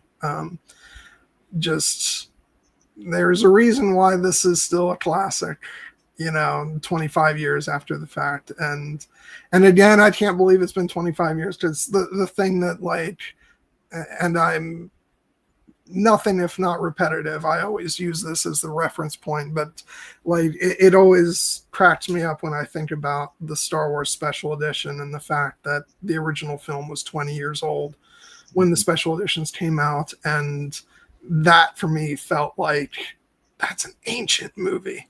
And now something like this, we're talking about its 25th anniversary, and I just feel like I was picking the DVD up off the shelf, yesterday, and that's just wild to me. But yeah, it's good that it's endured after all this time.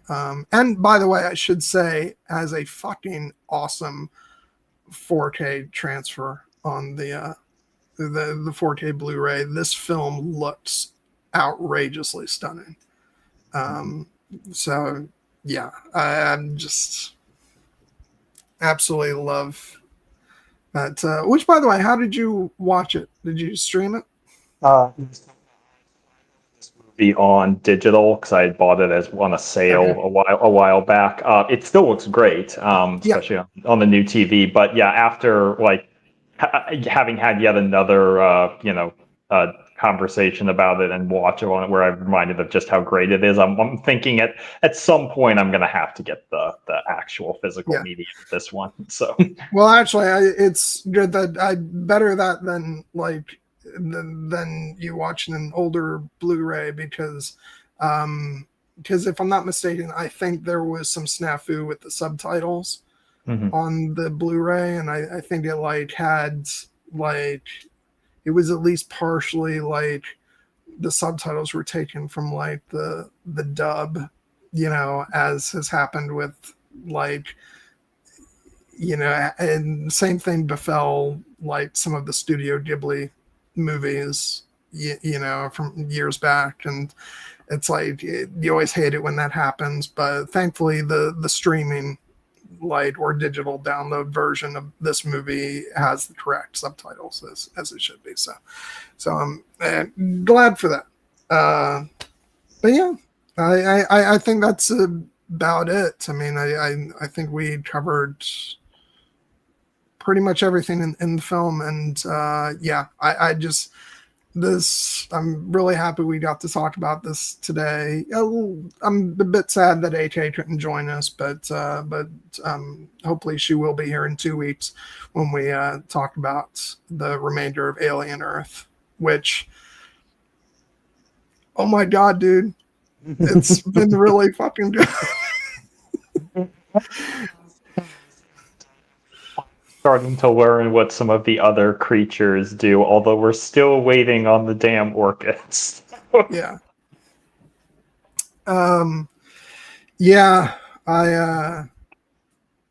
Yeah, episode 5 was such a doozy, obviously, and then last week, like, it was just freaking me out, and and yeah, we're gonna talk about it on the next stream, but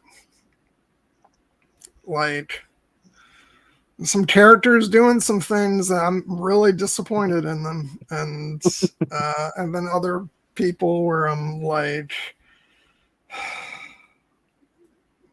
man, if you just like done one thing sooner or didn't do this one thing, you'd be in a better position right now.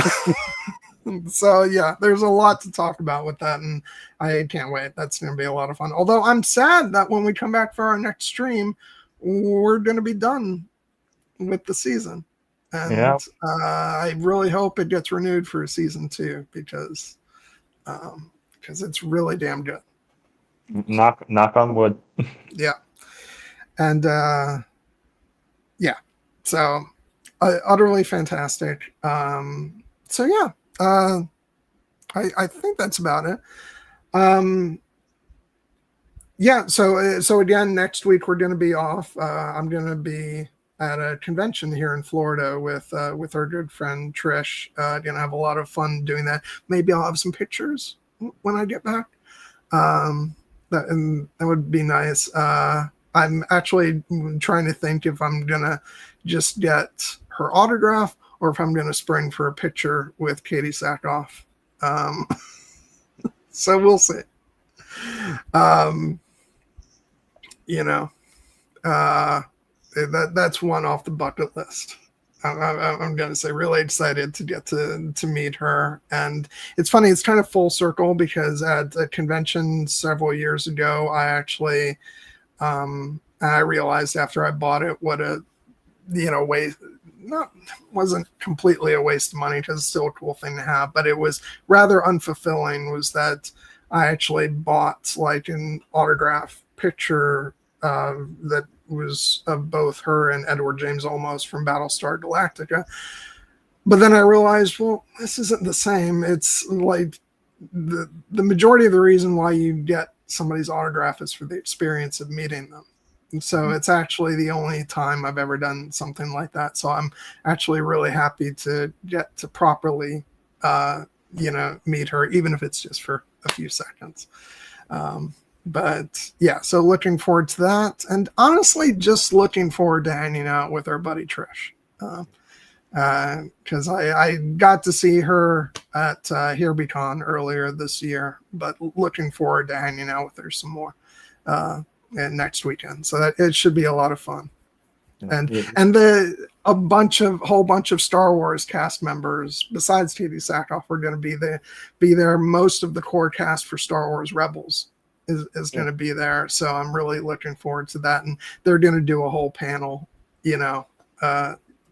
talking about their memories from doing the show and all that. So yeah, it's going to be fun. No, it will be. I wish you both, you and Trish, all the best and a very fun weekend, both at the convention and meeting Katie Sackhoff, and as I recall, Trish said she's going to force you to watch K-pop Demon Hunters. So I'm looking forward to getting your report on that as well. Well, she said I had a choice. It was either that or what's the substance. The substance, and I was like, K-pop Demon Hunter, please. I'm not completely opposed to why. It just honestly, I'd like if people weren't going on and on about it, I probably wouldn't have given it a second thought. But I have actually meant to give it, check it out a bit even before I went, but I just haven't had time. So like it or don't like it, I'll be watching. I'll be watching it next weekend. So I'm sure I'll have a fun time watching it. And she'll probably shake me silly if I don't. So so fingers crossed. Yeah, no, I will say I'll probably be bringing this shirt with me because the Sabine shirt. So maybe I should get a picture at least with Tia Sarkar and wear this. Nice. So, but yeah, I think that's about it. Anything else? Anything else you want to mention or chat about before we sign off? The only thing that I will note is that I mentioned the Emmys are going on at this particular time, and while there haven't been as many awards, that I've been paying attention to, I did see that Andor did indeed win for Best Writing in a Drama Series for the episode Welcome to the Rebellion. So that's well deserved. I'm shocked by that. That's big. Yeah. I still don't think it pretends Andor winning drama series because Severance and The Pit have been cleaning up everywhere else. But that's a nice feather in its cap for Andor. Yeah, I honestly didn't expect it to win anything tonight. I thought it pretty much had won what it was going to win. So honestly, any wins are a nice, pleasant surprise. Yeah, I think for it to win, to be a serious contender in the drama series category, it would have had to have made a better showing in like the acting categories and stuff, and then I'd feel a little bit more confident about like hoping for the win in the big category. But still, like writing is it like for us, like, and this is not me talking down to like other Star Wars shows, just talking about the perception in like the industry. Having a Star Wars show win for best writing, like that's a pretty big get. I mean, I think that really goes to show like what an impressive achievement Andor was. Um, it's kind of the same way I felt about like, even though I absolutely wanted Logan to be nominated for so many more awards, the fact that it was nominated for best writing, and that was its only nomination, was, first of all, it was kind of weird and dumb. It should have gotten so much more. But on the other hand, it's like, but for a comic book film, if your one nomination is going to be writing, that really says something about the comic book film in question. So yeah. So bravo to Andor. That's really nice. Yeah, happy for that. And yeah, I also am going to cross my fingers for Colin Farrell and oh, I'm blanking out on her name. Help me. Kristen Milioti. Yeah. Especially her, because yeah, she was out. I wonder, did the Penguin win anything for any like costume design award? Well, they had the Creative Arts Emmys last week, and the Penguin won 8, so it cleaned up below the line. Actually, Andor won 4 Creative Arts Emmys as well. Yeah. But this is like, tonight's the night for the acting and the writing. Oh yeah, and I know. I was just curious if the Penguin had won specifically for its costume design, just because that Sophia's dress, in the one of the later episodes when she basically kills everybody was like, I would have given it best costume design just for that. But it did win for costumes. Nice. God. Yeah. So yeah, congratulations to Andor, because that was something I did not think that they were going to win. No. But yeah, I will say, it's not going to, but like, imagine if it actually did end up winning best drama series tonight. That would be like, it would be really special if it did. I like seeing the fact that the Severance and the Pit have been cleaning up in all the acting categories makes me think that it's probably going to be one of them. But yeah, it's like I said, it's a surprise that it won for writing, and like, I put less and less stock in the Oscars, and that's sort of amplified with the Emmys. I don't particularly care about them too much, but at the same time, I'm more than happy to applaud wins by shows that we love, and so this is a pretty cool, because I know that a win like that is going to mean a lot, like in terms of the show's pedigree and stuff. So I'm happy for them in that regard. But yeah, so I'm going to check out that win on YouTube later. Okay, so just let's see if there was anything else I wanted to mention before we sign off. I do want to say this is sort of a niche recommendation, but I'm going to do it anyway because I've been looking forward to it for months and months. if any of you out there are either Virginia Woolf fans or Mason Alexander Park fans, I will just say that a new audiobook of the novel Orlando, a biography, was released, voiced by none other than Mason Alexander Park, aka Desire from The Sandman. I've been waiting for this because I had been wanting to actually read the book, but then I heard that they were recording a new audiobook for it, and I was like, oh no, that's the absolutely perfect way for me to experience this. For those of you who aren't familiar with the book, it's a very like transgressive, book written in the early 20th century. It's about a young man named Orlando, and halfway through the story, he wakes up to discover that he is, in fact, no longer he. He wakes up a woman, and like it's just a very sort of just imagining something like that being written at the time. Like it's a very big deal, and so I've been wanting to actually read the story for a while, and yeah, so this was for me the perfect way to experience it with Mason Alexander Park reading it, and who I sort of credit for me starting my journey that I've been on for a little while now. And so yeah, it's if any of the things I mentioned interest you, check it out on Audible, because it's really, really good. So yeah.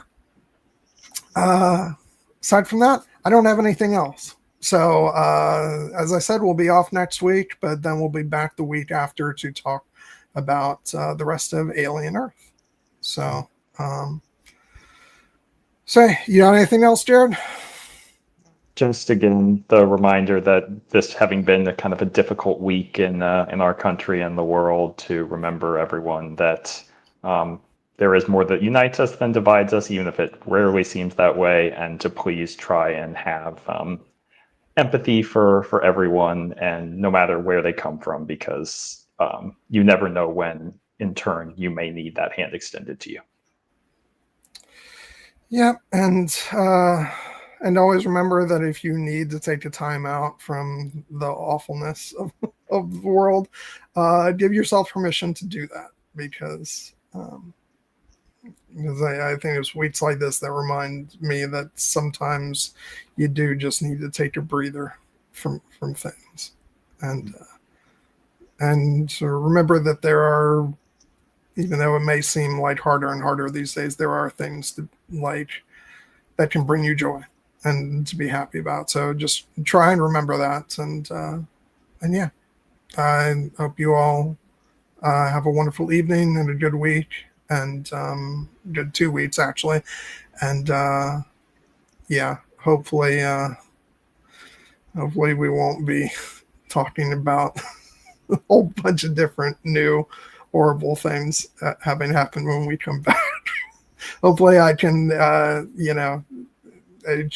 be able to cheer myself, you, Jared, and people who watch with some fun pictures from the convention, and that'll be what we're talking about. So but yeah, so until then, hope you guys have a wonderful night, and yeah, we'll see you next time.